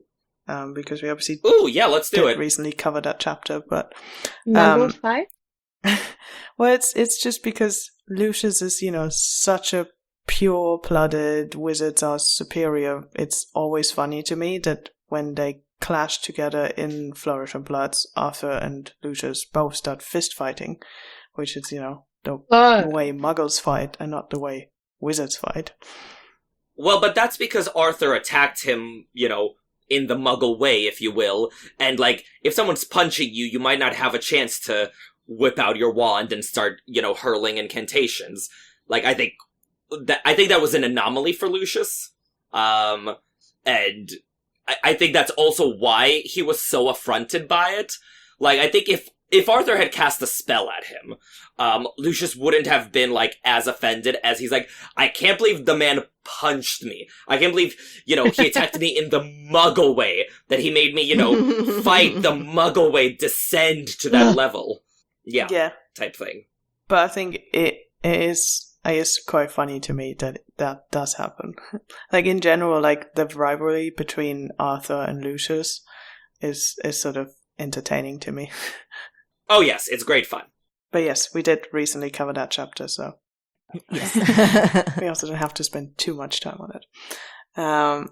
Cool. So if we are done with Chamber of Secrets and Prisoner of Azkaban, we also didn't. Sorry, I'm jumping back into Chamber of Secrets. One of the points we haven't really talked about is, because Lucius is on the board of governors, he also shows us here his influence, where he manages to fire Dumbledore, even if so only temporary. Mm-hmm. But he uses his power here, and he is successful in the first instance.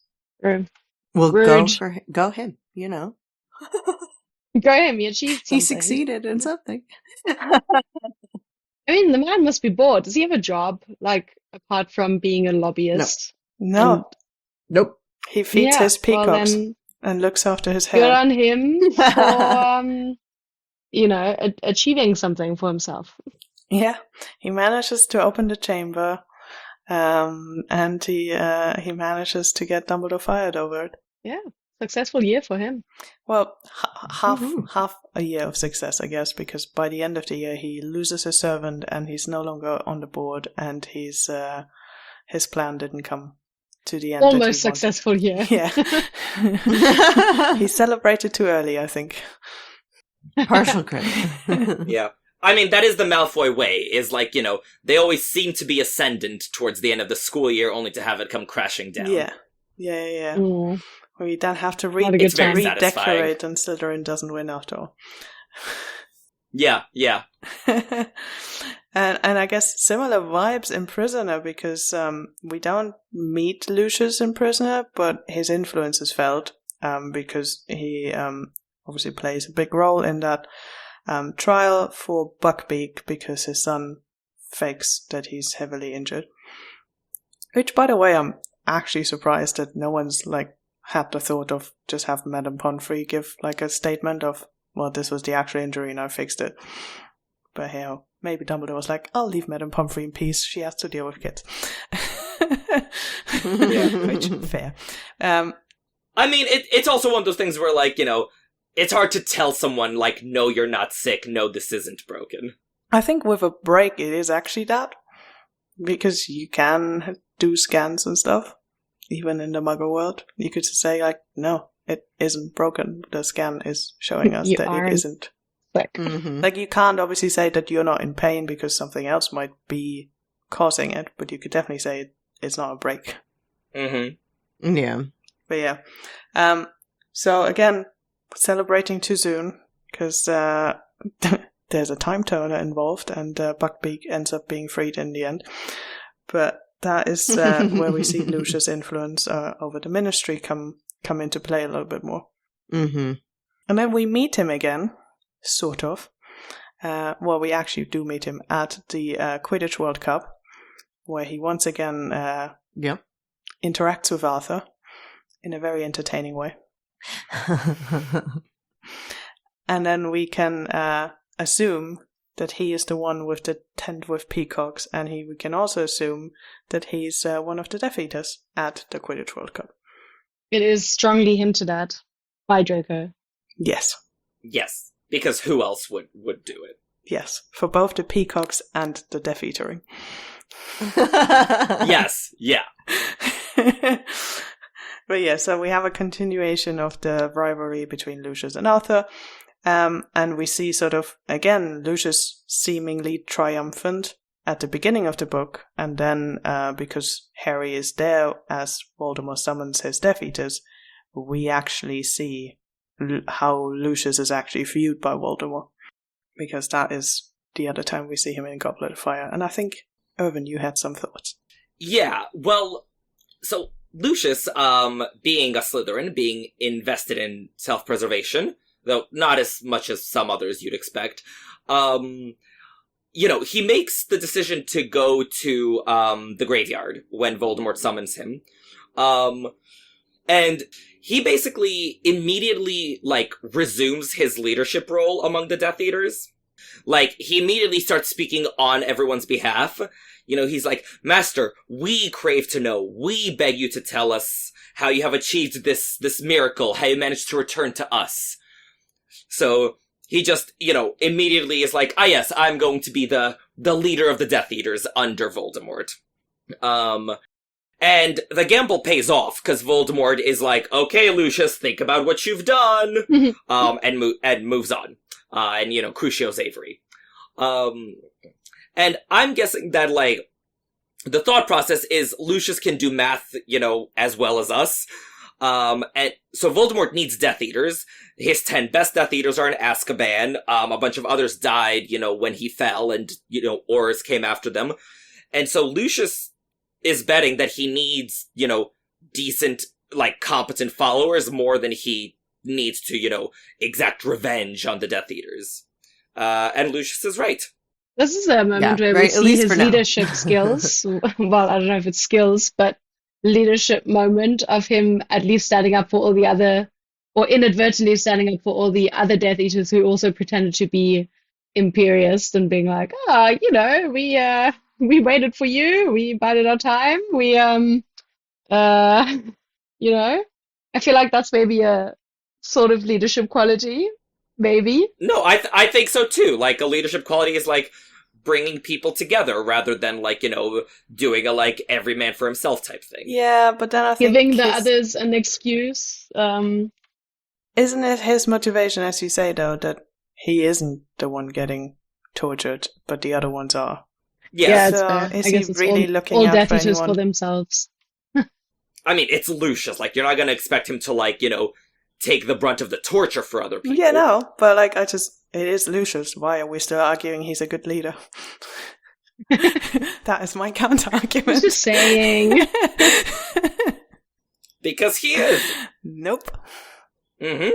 He brings people together, he speaks on their behalf, he basically is the union rep.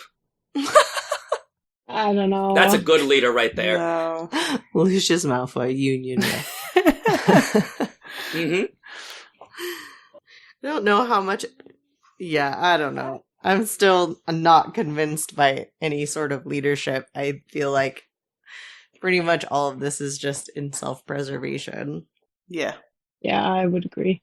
I mean, It's not guiding anybody both can or be leading true. anybody or anything like that. He's just speaking up because nobody else is going to, but he's not necessarily leading. He's just speaking on behalf of people, which is not leading. No, it's being a union rep. Yeah. We solved it. Maybe that's our argument is, Lucius, he's the pro-union Death Eater. I don't know if anyone would have the courage to unionize against Voldemort. No, not so much. No. Well, okay. Anyway, so after the big resurrection, right? He finally starts taking Draco into his confidence, because he tells Draco that Sirius Black is an animagus. Because, true to form, weeks later, Draco's like, I'll be dogging your steps. Wink. Why would he do that? Why would he tell him that? Oh, because this is a remarkably consistent aspect of Draco. He loves lording information over other people. Yes, Draco, but why would Lucius tell him Oh, that? why would Lucius tell him? Okay, so, I have several theories on why. First of all, it could just be that Lucius doesn't consider Sirius Black's real identity such a valuable secret anymore. So basically you're saying he's like, yeah, I can tell this one to my son. If he blabs, it doesn't matter. Yeah, exactly. And maybe Lucius felt bad about being powerless the prior year. Because the prior year is when, Moody was terrorizing Draco and turning him into a ferret. And I think Lucius probably feels bad that he couldn't do anything to protect Draco from Moody. So he's like, okay, Draco, well, like, you know, to say I'm sorry, like, let me finally, like, you know, take you into my confidence and trust you with some things, and, yeah. I also think that, like, you know, going back to the Rita Skeeter of it all, I think Lucius might have been impressed with Draco, with, like, the initiative Draco took in the prior year, you know, with the interviews he gave Rita Skeeter and, like, everything he planted, which is the basis of the whole disinformation campaign. Yeah. And, of course, the most sinister theory is that maybe he's beginning to sort of prepare Draco for a role in the Death Eaters, and part of that is making him privy to information. And, like, I don't think Lucius wanted, you know, Draco to become a Death Eater, like, in 2 years' time or anything. But I think that's what Lucius sort of hoped for and counted on after Draco graduated. I mean, assuming that Lucius' vision is Voldemort takes over the world, or at least Britain, being a Death Eater is obviously, in that version, is a good thing, because that means you have some sort of say. You're not, you know, you're not just someone ruled or terrorized by Voldemort. You actually have a slightly better position. So that would make sense to me. In that line of thinking, maybe he didn't tell Draco directly, but he let Draco sit in on some Death Eater sessions. And then it's something I don't think so. Or maybe not sit in, but it's something that Draco picked up from a conversation. Like that he didn't tell him directly, oh, by the way, Sirius Black is an animagus, do what you want with that information. But that it was something that Draco picked up upon because he's now more privy to that sort of information. I mean, Draco literally hung out with an animagus the previous year, so it's probably fairly easy to hint at that point. Yeah. We're like, yeah. Yeah, honestly, that actually could have been the segue. You is know like who Draco else was like, an animagus? yeah, exactly. They're like, oh, an unregistered animagus. Well, funny you should say that, because get this. Yeah. Yeah, I bet that's how it happened. And then also, you know, Lucius knowing Umbridge is at the school that year, he probably knows that the likelihood that Draco's going to have an easier year this time. And so it's probably another thing where he's like, yeah, if Draco, like, isn't responsible enough to, you know, to know what to do with the secret I'm telling him. Also, like, Dumbledore is going to have enough on his hands with, like, Umbridge in his school, you know. Mm-hmm. So it's like a safer environment for Draco. He's not going to be turned into a ferret this year. Yeah. Or he's like, listen, if you enjoyed the ferret thing, there's this thing called animagus. Now we've got it. I can't guarantee that you're gonna be a ferret. Yeah. But you know, there are better ways to turn into animals that give you the power. Wait, what do you think Draco's animagus form is? It would be very funny if it was. I think it should be a ferret. Do we know what his his Patronus is? Assuming I don't think he has a can't cast Patronus. one. Yeah, because those are obviously similar a lot of the times. And by a lot of the times, you mean the one time that we know of? Well, yeah, true. There's No. Sorry, I'm just always amused when everyone's like, as we know, anime guy and Patronuses are the same. And I was like, you mean from our subsample of one? Which is not even a subsample because we don't canonically know that his dad's animagus is also... I mean, his dad's Patronus is a stand. Yeah. No, our sample is McGonagall. Yeah. Oh, okay. Okay, She has a cat Patronus and turns into a cat. That's the one we know I of. still headcanon that Dumbledore can turn into a phoenix. Leave me be.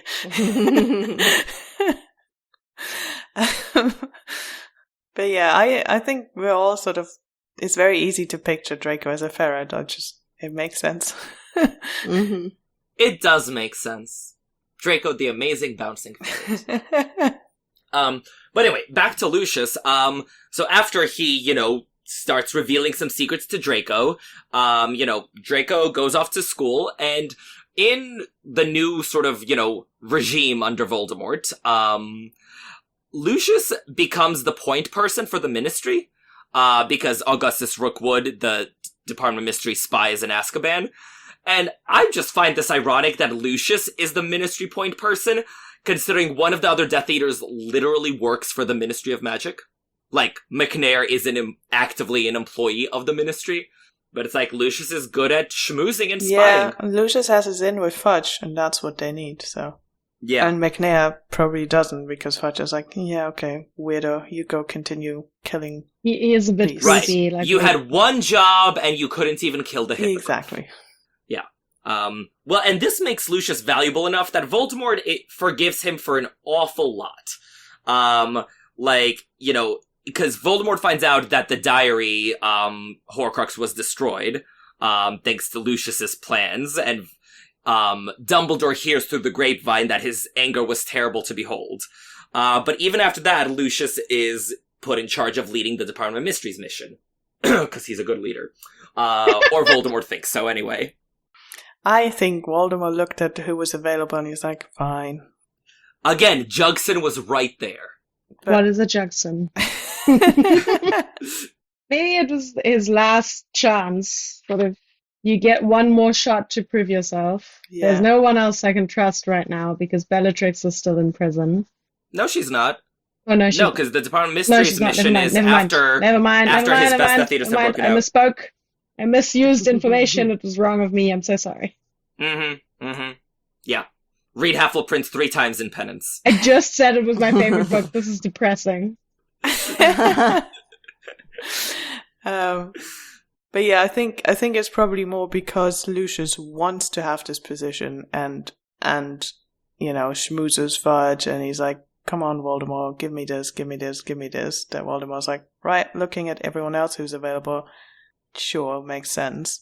Yeah, I guess. And then because, it doesn't go so well, that's the end of Lucius' good standing with Voldemort. Mm-hmm. But he's not a good leader. He's the best leader. Definitely number one in the fandom bracket. You can argue that in your book, but not on this podcast. I will argue whatever I please on this podcast for hours on end. Indeed. Alright, fine. So, after he is out of Voldemort's favor, and, and his very valuable leadership skills are no longer on the table. Because they never were. I wanna... Yeah, because they were being used to maximum effect. This is our Hagrid, I feel like, Irvin. This is our Hagrid, yes. I want to talk a hypothetical, and we'll do the same one for Narcissa next episode. But, when Draco is on top of the lightning-struck tower, right? And Dumbledore's like, listen, we'll hide your mother, and Lucius is in Azkaban, but we're gonna, go and we're gonna protect him too. Let's say the Death Eaters arrive 5 seconds later, and Draco accepts Dumbledore's offer, and, accepts the witness protection program. Do we think Lucius follows suit and accepts Dumbledore's offer of sanctuary? Yes. Really? Why? Yes. Explain yourself. Do tell. Because, so I think, yes, because he would, I think that if his son and his wife are going to go away, he's not going to not be with them. Potentially, if Narcissa's on board, Narcissa would convince him to go with them. And I think by this point, he'd rather not be in prison and not be he's already kind of in bad graces anyway. So he might as well just disappear for a while. Yeah, I think that's a good It's all self-preservation. point, because he doesn't know how he's going to be received. Should he get out of Azkaban? Should he go back into Voldemort's graces? We see it doesn't work out too well for him. So, he's alive, but not the happiest of individuals. But if he can somehow use asylum to his benefit, I think he would. yeah. I think because we see self-preservation is the driving force for Lucius. And if you play out the scenario of Draco fails to kill Dumbledore, which he fails regardless. But in this case also, Draco fails to do this, but is under the Order's protection. So the Malfoys at that point have no good stance with Voldemort at all, because clearly they've gone against him now. And let's say the Order sent them to Australia and they're going to hiding and they're all fine and safe. Like, why would Lucius not take them up on that? Because for him, self-preservation is not his overriding instinct, it's ambition. Like, what we see in Deathly Hallows is that Lucius does not at any point prioritize self-preservation. He prioritizes returning to his, former glory under Voldemort. But and wouldn't that be... I still think that is self-preservation. Voldemort has given him a task. For his own safety, he should complete it. No, in Deathly Hallows? I'm sorry. I thought you said in order. No. In Deathly Hallows, like, basically, Draco and Narcissa are like, listen, Voldemort's abroad, we like it that way, let him go chasing his MacGuffins, like, we want no part of it. Lucius is the one who's like, no, we gotta call Voldemort, we gotta regain his favor, like, we need to, like, present him with Harry Potter, we need to, like, make him like us again. Like, Lucius is... That's still self-preservation, though. Because... this is in a world where Voldemort has taken over, where it's good to be on Voldemort's good side for him. But if the scenario is on the table of we can hide you and you'll be fine somewhere else, I don't think he wouldn't take it. Like, why would he not accept this, especially if he knows that his wife and son have already accepted? Here's the difference for me. Sure. In this specific instance. Self-preservation is, hey, look, Harry has been dropped in my house. We should probably make sure that he doesn't get away and give him over to Voldemort, because that's what Voldemort wants. And if Harry Potter gets away again in my house, I'm dead. Now, ambition would be, I actively left my house and went out looking for Harry Potter personally to drag him back for Voldemort. Well, he can't without a wand. Otherwise, I think he absolutely would have. Which is why it's self-preservation, because he is at the bottom of the totem pole. He has nothing else going on. It's not trying to get back. It's trying to get back into good graces, not trying to climb the ranks. It's just trying to be in a position where he's not at the bottom and potentially Nagini's next meal. See, and I disagree. I feel like the true self-preservation would be to stay away from the murderous psychopath who doesn't like you right now. But he is, like, who can find you anywhere. In your house. Yeah, I think he's living in your house and he can find you even if you run. Again, which he knows from other Death Eaters who have run. Like, he knows his other option is death. So self-preservation is as far as it goes within Voldemort's ranks. Mm-hmm. I think self-preservation is the way Draco and Narcissa do it, which is just staying out of Voldemort's way. Like, yeah, I don't think we're going to agree on this, because I've always seen Lucius striving to regain favor as more about ambition than self-preservation. Like, he could settle for being in the doghouse. He could just, like, be an unfavored Death Eater and left well enough alone. Like, Voldemort basically retired him. Like, it's a lifetime of service or death, except for Lucius, who, like, yeah, he hands in his wand. He's no longer expected to partake in missions. Like, he can live out in his mansion with his peacocks and his hair gel and not strive for anything more. Minus the fact that all the Death Eaters are in his house. Well, no, that's not thrilling. So yeah, I think that if Voldemort retired him and it was like, yeah, we just won't talk to you and we won't involve you in anything and we'll just be somewhere else, that would be nice for Lucius, but that isn't the case. Yeah, he's still being used. Not. I mean, his house is being used. Like, he is I feel like if Lucius was chilling in his bedroom, like, no one would care that much. I think it's more uncharacteristic for Voldemort not to kill Lucius than it is for Lucius to, like, try to stay alive. Yeah. I don't think he's doing it out of ambition. We don't see Voldemort killing his Death Eaters unless they give him very good reason, with the exception of when he finds out about the Cup Horcrux and loses his temper. We see him going after Karkaroff. Because Karkaroff turned traitor and, imprisoned other Death Eaters. Well, yeah, because he didn't come to his calling. Like, I don't know. I feel like if you are a Death Eater who just disappoints Lucius, who just disappoints Voldemort, you don't carry out your mission, you aren't an asset anymore, he's pissed off, but he doesn't have the numbers to be killing Death Eaters. But then the whole lifetime of service or death just doesn't matter because he doesn't follow through with that. So then we're not really arguing anything because then that wouldn't apply to Lucius either then. If he doesn't apply to anyone, if you're saying that's not what he applied to Karkaroff, then he's not really applying it to anyone. Yeah. So then why would he apply it to Lucius? So then maybe he's more like saving Lucius for in case he really runs out of people, or he feels like, okay, he's now earned his place back, or he's useful again, so I can give him his wand again.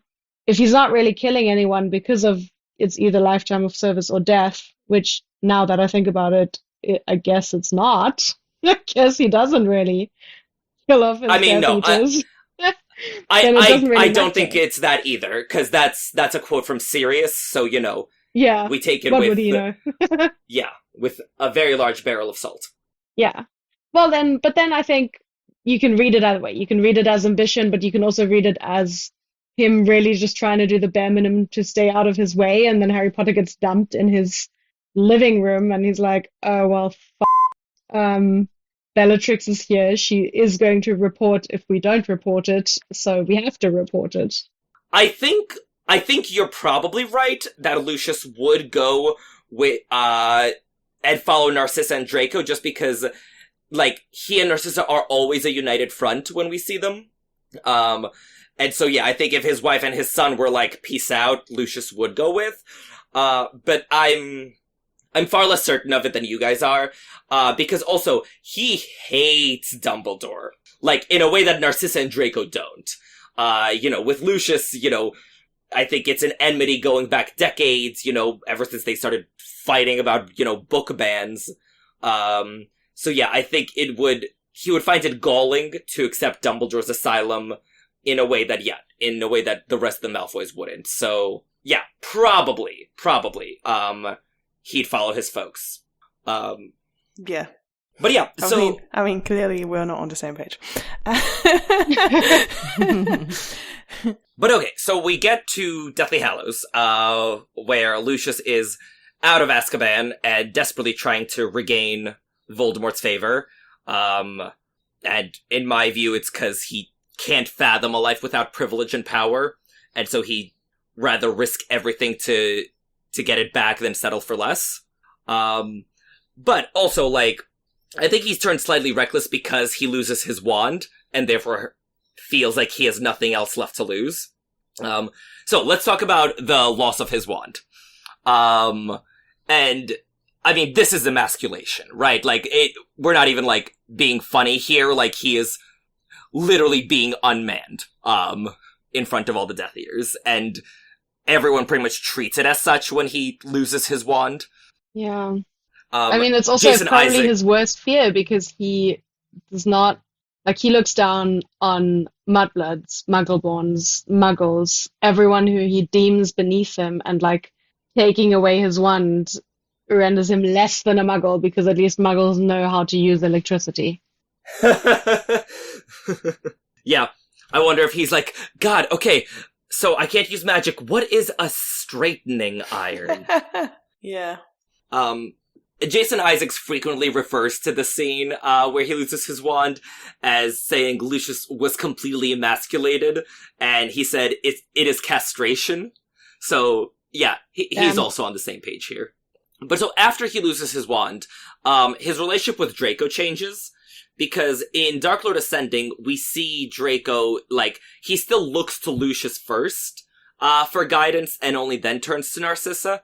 But by the time we get to the Malfoy Manor scene over Easter break, Draco is basically completely ignoring Lucius, and just, following Narcissa's lead. Yeah. And, yeah, even if Lucius has, major tunnel vision here, that's gotta sting, coming from your son. I mean, we've covered this we will cover this in the next episode. It is quite interesting because we don't really see a lot of the relationship of Narcissa with her son. We do know that, she sends him parcels of, treats and gifts and all of that stuff. But because we just see more of the Lucius Draco relationship, because when we are introduced to Lucius, it is with Draco, and as you say, they're like introduced the same way. This is why he's always like almost like a mini Lucius, but then also we just don't see a lot of his mom's influence on him. But like equally to how Lucius doesn't have a job to go to, Narcissa doesn't have a job to go to. So like presumably when Draco was young and wasn't going to boarding school, both of them must have been around a lot. So it's actually quite interesting that he doesn't seem to have more from his mother in him. I mean, I would argue that he actually has a good bit of his mother in him. I think he just strives to be like his dad. Because, like, boys and their fathers, like, you always... Like, we see the same thing with Harry, where he, like, wants to be just like James, and he looks like James, and he wants to act like James, and only, like, towards the end, he's like, oh, yeah, I also want to be, like, a nice person, like my mother. Yeah. I think sort of Draco's path is similar, where he very actively strives to be like Lucius. Yeah. I guess it's also because the wizarding world is still very much a patriarchy. Yep. Yeah. Also, indicating just how pissed Voldemort is, like, the Malfoys have a captive wand maker in their basement. And Lucius doesn't get a replacement wand. I guess... Yeah, Voldemort is pissed. I guess it's a bit of a genuine question of, did they just not trust if they had, presumably they have to let Ollivander out to get the goods to make a wand. Or, even if they get branches from all sorts of trees and unicorn hairs and all of that sort of stuff and just dump it with him, Ollivander probably needs to use magic to create a wand. So maybe that was just too much risk for them. No, but Ollivander creates replacement wands for Death Eaters, just not for Lucius. Okay, I must have forgotten that. Am I crazy? Margarete, back me up, but like, that is mentioned, right? I think it's mentioned that he's forced to make wands. I'm pretty sure he doesn't make one for Lucius, like I know that, but yeah, I'm not entirely sure if he makes wands for anyone else. But why else keep him? It would make sense to have someone. I thought they only kept him because information. It does say he was forced to make a new wand for Peter Pettigrew. Yeah. Yeah. I think we can reasonably assume that he also makes new wands for like others who lose theirs. Yeah. And I think maybe he secretly makes one for Lucius. having Ollivander as, who has a monopoly for wand making, even though other wand makers do exist. in a time of war is also just a strategic good move, because both sides are losing their wands, but the other side can't just go to Ollivander because Ollivander doesn't exist anymore. Oh my god, are we going to talk about the economics of wand makers? Sophia cut me off during Draco's detour. We can get back into it. Sounds like a wild detour. Yeah. I remember listening to it and being like, yes, Sophia, please do keep him on track. One day. You just make an episode about it. You literally have a Harry Potter podcast. You can make an episode about whatever you want. Yes, that's true. You'll just have to find people who want to do the episode with you. Because I don't think it's Sophia. Yeah. Okay, well, yes, I do have a plane to catch today, so for another day, but we will get there. But no, I agree that it is like a war choice to keep Ollivander around, even after Voldemort doesn't deem him useful anymore in the sense of information. Yeah. He makes wands, like he basically makes weapons. And also, like, people tend to forget he seems to know a lot about the wands, and because the wand chooses the wizard, it tells you a lot of insight into people. I know Voldemort doesn't use him that way, but, like, he could be like, so, this person, like, what's their wand? Because that tells me potentially how their fighting style is. But, he's not used that way, but he could have been used that way, I think. Anyway, now we're definitely detouring on Ollivander, so let's go back to Lucius. Yeah. Okay, yeah. So the man is persistent. the man is persistent. Yes. Which we've talked about.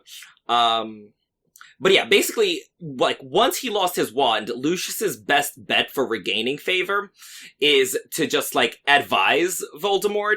So he keeps, like, trying to be in position being like, oh, well, my lord, like, I'm happy to counsel, and, like, Voldemort doesn't care and doesn't want to hear it. And so Lucius just keeps being like, would you like, my advice, my lord? And then he's, like, dodging killing curses. I can help you. Please don't kill me. Yeah. Yeah, exactly.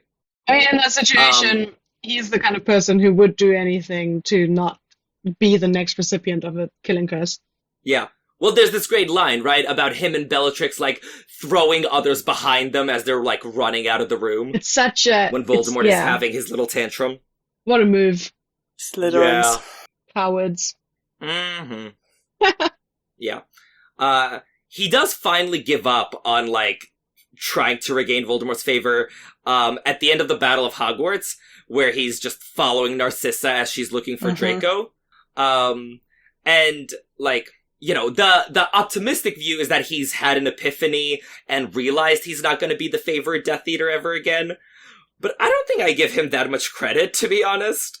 I think, like, he doesn't have a wand. Voldemort is not in a listening mood right now. And so he's just, like, tagging along with Narcissa for lack of anything better to do. Yeah. Do you not think that he cares about Draco? Like, isn't that at least part of his motivation? I think it is part of his motivation. But again, I think a bigger motivation was trying to regain his formerly exalted status. Like, basically, Narcissa is the one who, like, makes ballsy decisions and is like, okay, now we're looking for Draco. And Lucius is like, yes, honey. Okay, let's go. Draco! Draco! Marco. Mhm. Yeah, exactly. Yeah. Yeah, I could see that. Like, yeah. But also, like, as you say, what options does he have? He doesn't have a wand. Yeah. Yeah. Yeah. Come to a gunfight without a gun. Yeah, pretty much. Yeah. When he's sitting in the Great Hall, like, after the battle, how much you want to bet he's, like, already scheming, like, how can he regain political influence? He's like, right. much. Who's the new minister? I'm gonna give them some gold. Right. He's looking around like, okay, like, so who's in favor? Who looks ascendant? Yeah. I mean, yeah, he's lucky that Harry speaks out on his, sons and wife's behalf, really.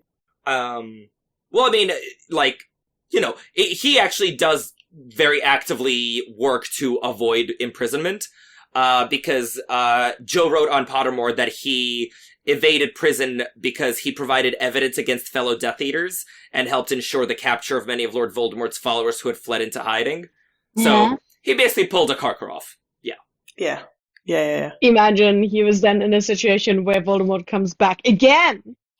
Okay, I think the third time Lucius is just like, okay, fuck it, we're going to Australia. Goodbye! I hear good things about Australia. Meet up with the Grangers. Ha! Yeah. And, Draco and Hermione go and fetch their parents at the same time. Cue rom-com, Back meet to cute. fanfiction. Listen, there's a fanfiction This somewhere. does sound like a great fanfic. But yeah, I wanted to talk about what we think happens to Lucius, after the books. Like, cause my guess was always that he would resume his life of wealth and comfort, but with, like, strongly diminished influence. I would hope some of 'cause his wealth would be, like, stripped away and Malfoy Manor being taken apart and, yeah.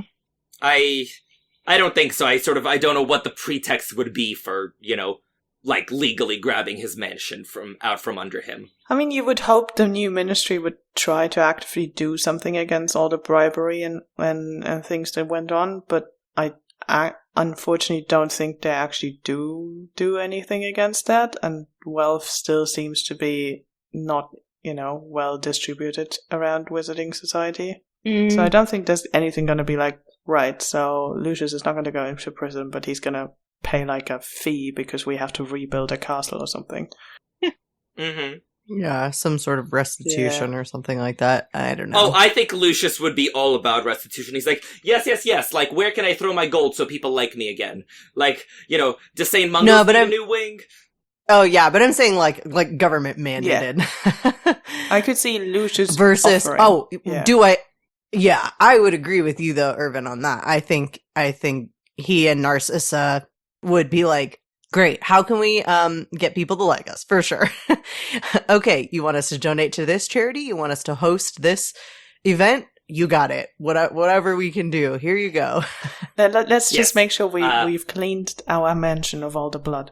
Yeah. So throw forward to the next do a little episode. remodeling. Yeah. So Jason Isaacs, which have I mentioned? I love him and love his interviews. Yeah, he's great. Yeah. Mm-hmm. He said that he would become a shell of himself.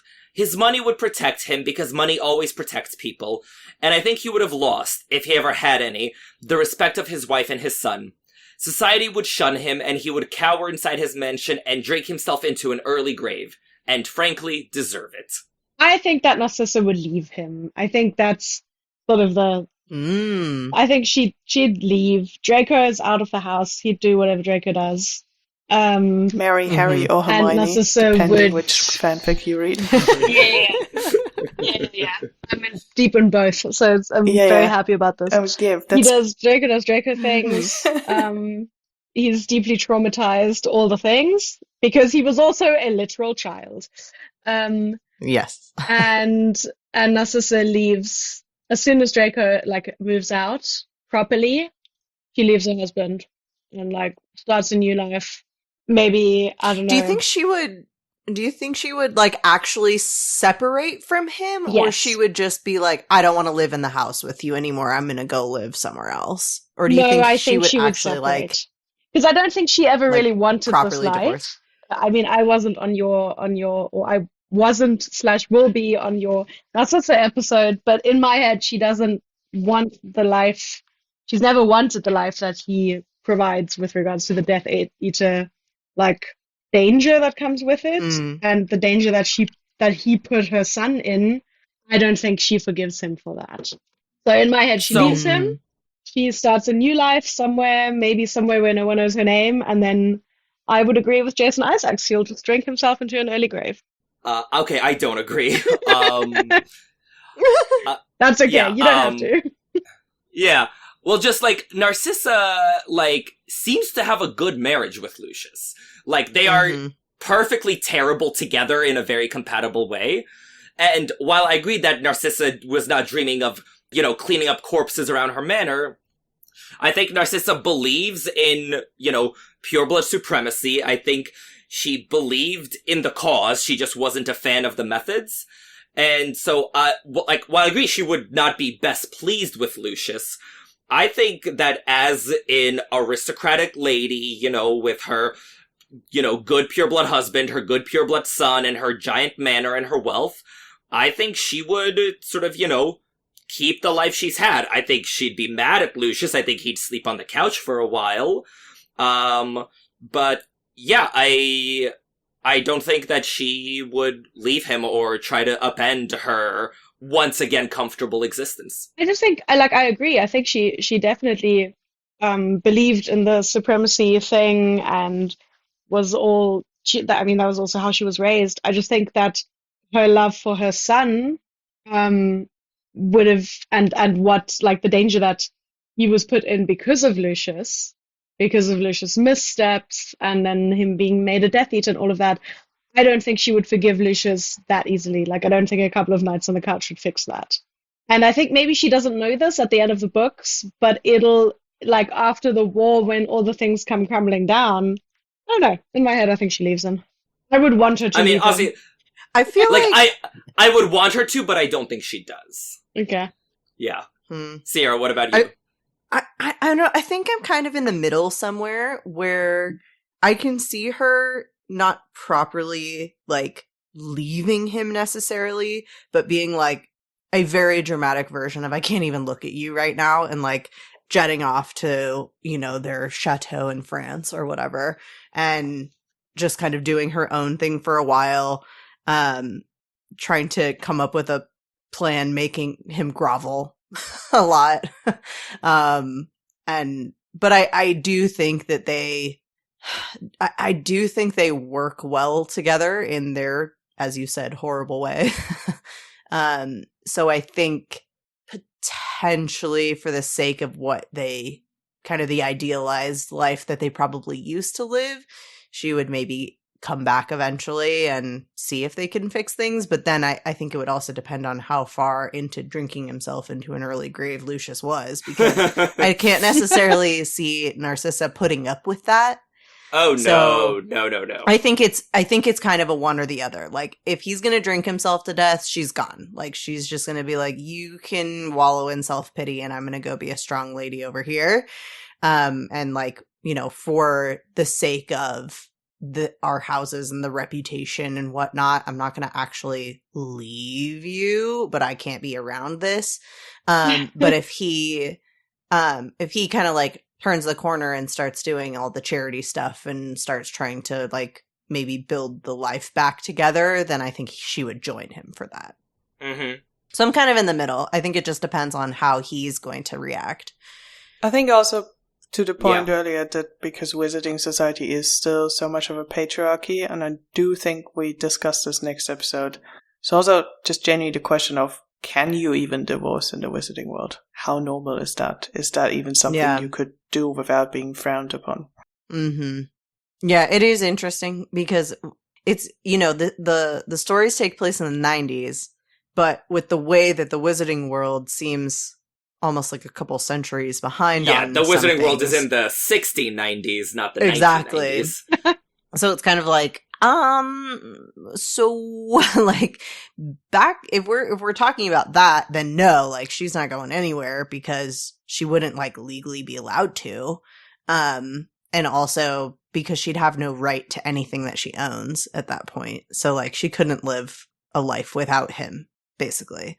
But yeah, I don't know. I guess it really just depends on like how progressive relationships are.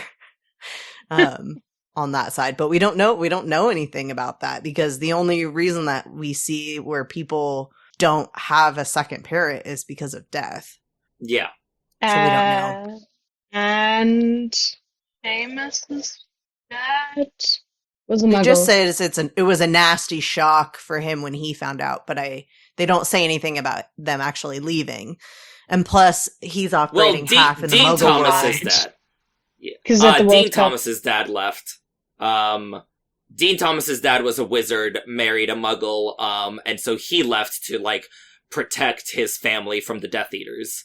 So, I guess you can divorce muggles, But at just least. because he left, 'Cause, doesn't like, Yeah, but that could have been mean done divorce. purely muggle. Yeah. Yeah. Well, but Dean Thomas's wife, like, marries another man, like, they have kids, like, she has a whole nother family. It's like, Dean's parents actually are divorced. Well, I guess we don't know I get the feeling that it's a class type situation. Yeah, I think it's probably legal. I'm sure it's frowned upon societally, but I think it's probably legal. Which is quite Yeah. interesting considering I get the imagine that it's considering how young we see a lot of them marry, and we know they get older, Right. so it seems like a bigger Mhm. commitment almost. yeah, you're getting married at like 17, 18, and then you're living like well over 100. That's a long time. You gotta be real Yeah. sure. 100 years of marriage. That's kind of insane based on statistics. Yeah. What about Draco? Cause I think... Sorry, this made me think of What About Bob? Who? Anybody? The movie? What About Bob? No? Okay, sorry. Oh my god, I feel like Aureo. I have no idea of this cultural reference. I was gonna say, I mean, No, I know it's, everyone knows I know nothing, but No, it's a movie from 1991 with Bill Murray and Richard Dreyfuss, and anyway, it's really funny. Yeah, Sure. it's this therapist who it's this therapist who's one of his patients tracks him down on a family vacation. Anyway, it's a really funny comedy. But you said, what about Draco? And that's just what I thought of. Okay, well, so, concerning Draco, where Draco is concerned, I think Draco's relationship to Lucius might not have recovered the way Narcissa and Lucius's did. Because Draco, as, like, the one who, was put through hell and back and was traumatized as a teenager, like, Draco had already... Yeah, he'd already stopped respecting Lucius after the whole unwanding thing. Yeah. And I think after the war, Draco would, like, realize that it's like, no, it's, like, my mother who, saved my ass, and my dad who was more concerned about, regaining his position with the Death Eaters.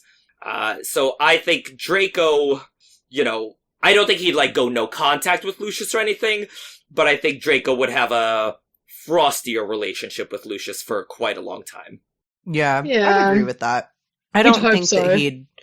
Yeah, I don't think that he'd be, coming over for weekly dinners or anything like that. I think it would more be like a begrudging, I guess you can see your grandson type of I can see a like, situation. Once he has a grandson, him sort of starting to warm up the relationship again. But like also maybe Lucius and Narcissa not being invited, or maybe Narcissa, but like Lucius not being invited to the wedding.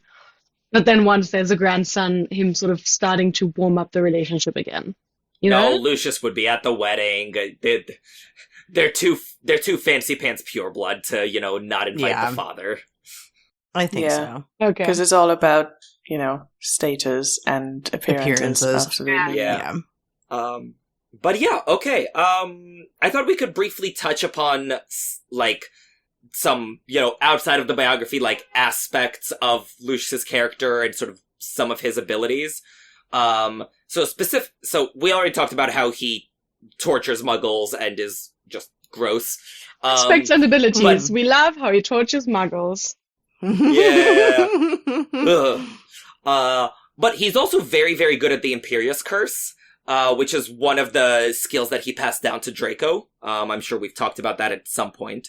But in Order of the Phoenix, he's literally just casting Imperious Curses as he walks through the Ministry of Magic. Like, Hermione suggests that he cast it on the invisible Sturgis Podmore on the off chance someone was there, which I was like, damn. Like, to walk through the government building just casting Imperious Curses in case someone's there? Wild. Wait, do we see him do that, or do we... No, we hear of him doing that. We hear about it. Okay. But, like, it's confirmed that he cast the Imperious on Sturgis Podmore and on Broderick Mode. Yeah. And those were strong. Like, doing those, like, controlling them from a distance and... Yeah. And, like, over an extended period of time. Yeah. Well, and Bode fights against it, because he knows he'll go crazy touching the prophecy, but, like, he still does it in the end. Yeah. But also, and this never fails to amuse me, Lucius's obsession with his press clippings. He repeatedly goes through the effort of cutting articles out of the newspaper and mailing them to his 12 or 14-year-old son. son. About that. So it's so funny. And who here has family members who do that? Yes, it's like your mom I was just going to say Facebook and like liking all of your friends' moms' posts on Facebook of you. Like hashtag proud mom. Like I'm so happy that I see this.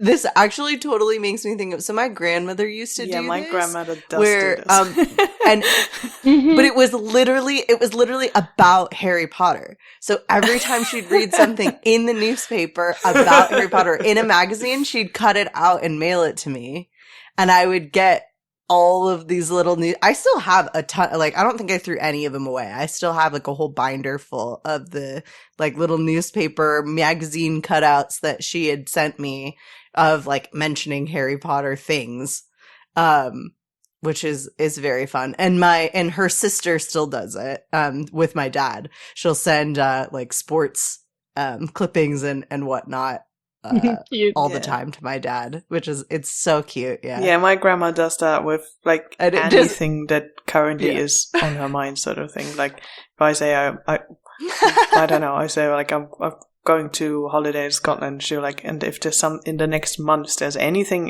in her German newspaper about Scotland, she'll rip it out and be like, "Here for you." And I'm like, Scotland is big. I wasn't in this part, but sure. That's so cute, though. But that's so funny because this, like, now we're kind of establishing this is like a mom-grandma thing to do, and Lucius is doing this. Yeah. Okay, so I am flabbergasted because this is not a thing my family does. And so I was like, why would you, like, send news articles to your tween son? Like, do you have no one else to gossip with? You just think that he's going to be interested in what you have to say, and yeah. And Draco's, like, interests lie in basically whatever Lucius is up to. And so he's like, oh, you'll be interested to know. Wild hypothetical. In another universe, he didn't know what the journal would do. So he just gave the journal, he would have just given the journal to Draco and then sent him all the newspaper clippings so that Draco could stick it in his little journal. I love that.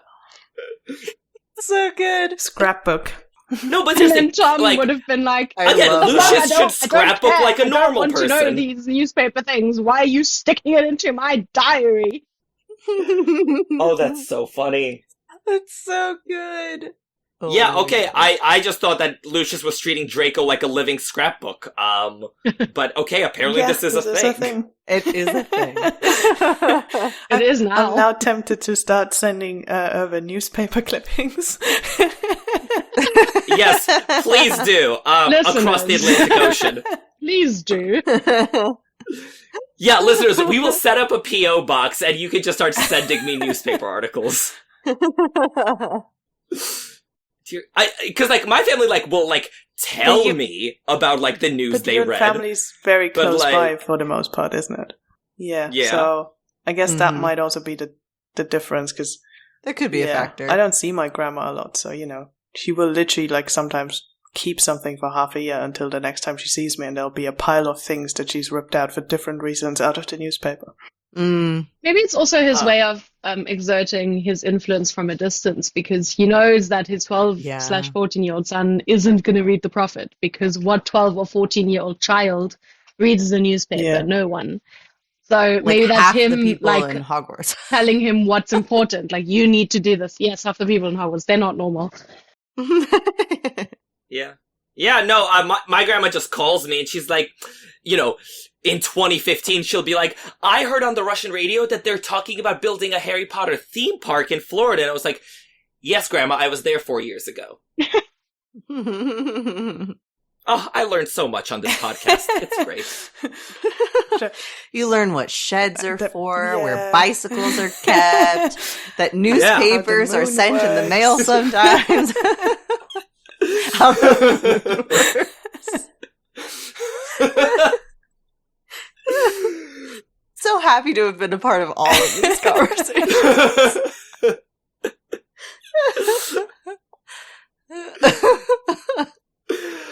Oh, man. Okay. Well, we can begin winding it down.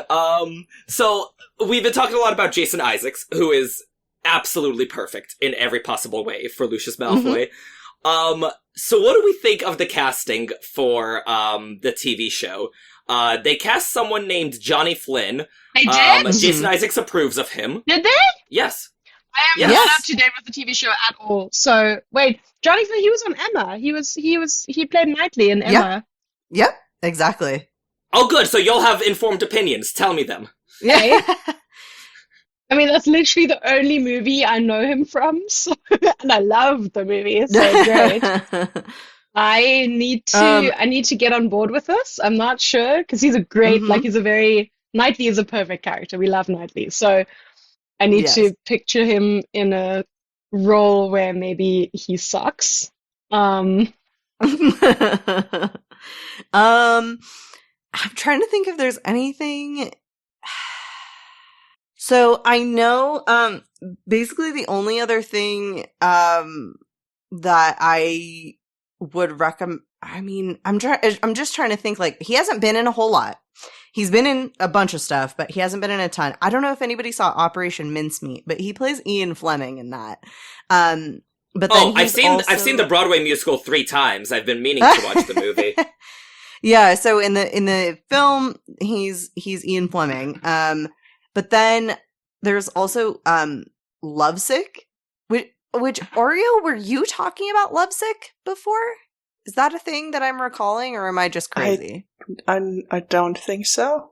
No, okay, I don't know. Then I'm just crazy. I can't remember. Someone recently-ish was talking about the show Lovesick, which is also it's called something else, not in America, that's more scandalous, and I can't quite remember what it's called. Did we have that conversation? Now it sounds familiar. I think so. It's something like real. Yeah, I don't remember what it is. Not in America. But basically, like, he finds out that he has an STD and has to go talk to everybody that he has ever been with and, like, get in touch with them or something like that is, like, the premise of this random show. Oh, wait, did you just say it? Gradual recall. Yes. I'm on the IMDb page. Yes. So, scrotal recall, or Lovesick, as it's known in the US. He's one of the main characters in that, or the main character in that. So that's kind of like his kind of main things that he's done. But other than that, he's relatively unknown, I would say. I think he works. When we had originally done it, so Sam and I, just putting our Patreon out there, and also our social media stuff, go look up Sam and I's fan casting for the show. I had fan cast Aaron Taylor Johnson in this role. Yeah. Because I think that I think he's a very diverse actor, and I thought that he would be able to do kind of a fast-talking, oily guy pretty well. And he's got the very sharp face that I associate with. Yeah, okay. I see that. So that was who I had originally fan cast for Lucius, but in the video that we did, Sam had sniped my Aaron Taylor Johnson, so I couldn't use him. I couldn't use him for the role that I wanted. And then Sam ended up casting as Luke Evans, I think. Which we cast Alex Pettifer. That was it. We cast Alex Pettifer. What? Yeah. Huh. That does not. Which would have been kind of interesting. I don't know. I thought it would have. I thought it would have worked. Too much of a golden face, like. Yeah, Alex Pettifer, like, what you're saying. Maybe for Lockhart, but not for Lucius. I think with the right hair and makeup, he could act it. Is my point. Possibly, yeah. We were pretty loose on the Alex appearance. Pettifer is like young. Oh, he's 35. Okay, well, he's not. Rude. Yeah. Well, that's the thing that's so funny though, is like we tried to do approximate like age accurate stuff. And just, everybody's so much younger than you think they are. How old is Johnny Flynn? Is who? Johnny Flynn? I think he's about the same. He's 42. He's 42, so he fits the kind of age-ish. that like late 30s, early 40s type range. Yeah. And he looks a little bit younger as well. Yeah, he does. I didn't expect that. Yeah. Which I think is, it's hard. It's so hard to cast people though, because hair and makeup does so much in terms of appearance. So it's like really based on what you think that they can do with their performance. But yeah, which is why I was really hoping for Tom Hiddleston. Like I originally wanted Tom Hiddleston for Snape, but after we got Snape, I was like, Tom Hiddleston would be so good as Lucius. Because, like, just, I'm thinking the Loki of it all. Like, you do a long-running franchise, you pop in, every couple years, you deliver these, like, epic Shakespearean monologues, choose some scenery with fabulous long hair, and then you go about your life. I see it. That's so funny. Oh my gosh. Yeah. Okay, well, I'm glad that you guys actually know Johnny Flynn, because, yeah, I didn't know him from Adam. You should watch Emma. He's one of those people that he's one of those people that, like, when I saw the name, I was like, who? And then when I went to the IMDb, I'm deep I was in the like, Jane Austen fandom. Yeah. Love it. Yeah. Oh my god. I'm, like, on the outskirts. Where, like, I was really deep in it when I was younger, and then I kind of have gotten away, but I need to get If you back. want to get back This is into so it, listen good. to Pod and Prejudice. Great podcast. Okay. Yeah. Mm. All right. Well, okay. Our closing debate of the episode. Is Lucius Malfoy a trophy husband? Yes or no? No. Wait. No. That would mean that Narcissa would have to have, like, all the money and he'd just be pretty and not do anything. Yeah. And isn't that, like, is it No. more like the other way around? He has the money and she's pretty and doesn't really do anything. Well, I mean, I think the Blacks have money, but... Yeah. Yeah. Also, and like... especially since Andromeda has been, like, excommunicated from the family and Bellatrix is in jail, like, they have the entire Black and Malfoy fortunes at their disposal. Mhm. Wouldn't say he's a trophy husband. Because that would put not Bellatrix, Narcissa in, like, more power than he is Mhm. in society, and she doesn't have more power in society than he does.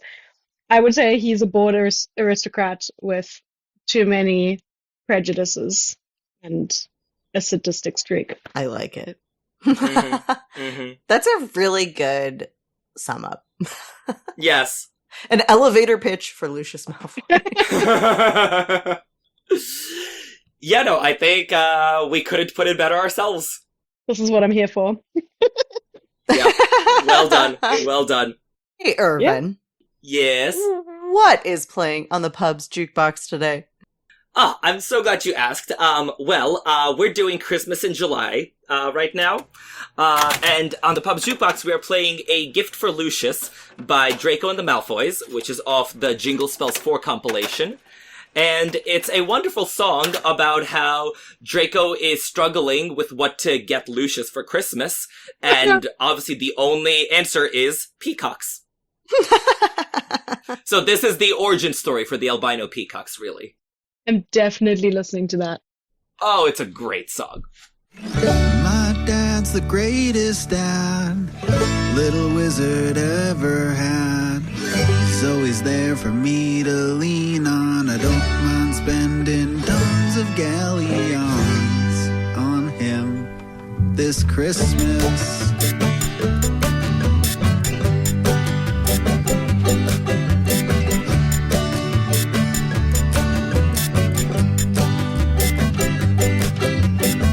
Last year it done real good, like a good son always should. I got him a real cool present. It wasn't a pheasant, it was much more pleasant. Dad really likes its awesome plumage, totally melts away all his gloomage. He named it Adolf, they have a lot of fun. I'm kinda stuck for this year, so I think I'll get him another one. I'll get my dad a peacock for Christmas. It's the same thing that I got him last year.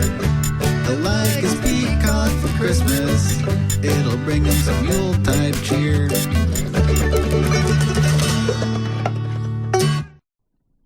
Well, Margarete, it has been a pleasure, as it always is, having you at the Three Broomsticks. Thanks so much for coming back to us. It has been a pleasure, as always. Yeah. Tell listeners where they can follow you and what you want to plug, until the next time you come. Aside from the podcast you've already I'm not- plugged already. I can plug multiple podcasts. I'm not really public on any social medias, so don't follow me. But I mean, you can try, but I will probably not accept you. So I'll just plug this Snap. podcast, which you should definitely keep listening to. And then I'll also plug Pod and Prejudice because we mention it and it's fun. Yeah, that's what I'm plugging. Excellent. Yeah. Great choices. You are a woman of taste. Thank you. Well, if you enjoyed your time at the pub today, like we hope Margarete did, please rate and review us online or tell your friends about our show. Huge thanks again to Katie Rieken, who bought us this round of drinks at the Three Broomsticks. Woo, woo, woo. If you, dear listener, would like to buy us the next round, please head over to patreon.com/3broomsticks. That's with the numeral 3 to sign up. And if you want to find us online, we are on various different social media channels, which are also linked on our website and in the show notes, because, as I've mentioned before, unfortunately, our handles are not super straightforward. So the easiest way is to just check out the list that we add to every show note. And if you want to follow us on social media, which I would absolutely recommend, because we have finally stepped up our social media game, and you can do fun things like guess the next chapter based on emojis, or you can see what's coming up in the schedule, what we're doing on Patreon. So it's actually highly recommended. And of course, as Sierra said, if you're interested in who Sam and Sierra are casting for the new TV show, check out those videos, because they cast everyone. I love the emojis for upcoming chapter episodes idea. That's so fun. Yeah, it's quite difficult to guess along. So yeah. Yeah, have you guessed any of them? Me? Yeah. I don't think I'm on your Patreon. Oh, it's on I'm social so media. sorry. Is it on social media? No, then I haven't. Oh, then I'm going to go and do that now. After we finish recording. Sorry. Excellent. And we have a website called 3broomstickspod.com with the 3 spelled out. And as you know, you can go there to let us know your thoughts in the comments of our episodes, jump in, talk to us. And also, you can submit a topic, because we do always plan those submissions in. So do let us know if there's anything burning you want us to talk about, like potentially the monopoly of the wand makers in Diagon Alley. Irvin would like that. Yeah. So many thoughts about it. And yeah, listeners, next time we meet at the Three Broomsticks, on account of one of us has a Malfoy book coming out, we are going to be discussing Narcissa Malfoy, Lucius Malfoy's, and I think we are all agreed on this, better half. Yep. And with that, I'm Irvin. I'm Sierra. I'm Aureo. Thank you for listening. See you next time in the Three Broomsticks. Cheers! Give me big old buckets of butterbeer. Give me big old barrels of butterbeer. Give me the drink I love so dear. And another round for my friend right here of the sweet old butterbeer. This episode of The Three Broomsticks was edited by Brittany Fisher. The theme song was written and performed by the Faithful Sidekicks. Make sure to check them out at thefaithfulsidekicks.com. But ding, ding, ding. I basically only ever read one person detract, who was a detract. Yeah, God, words. Let me try that again. Sorry for swearing. You can bleep that out. You forget who you're on a podcast with. As I said it, I was like, I don't know if anyone else has sworn on the podcast, so I'm just going to say it just in case. Wait, really? We haven't? No. I don't know. We have been swearing not less so and far less this episode, in general. Mm. There's been a... Oh, I'm losing my touch. I think we're more It's open okay. to more audiences if we swear less, personally, but... Well, we can bleep this entire conversation. Yeah, Brittany, don't add the conversation about swearing. Or do. I think it's a good end of episode stinger.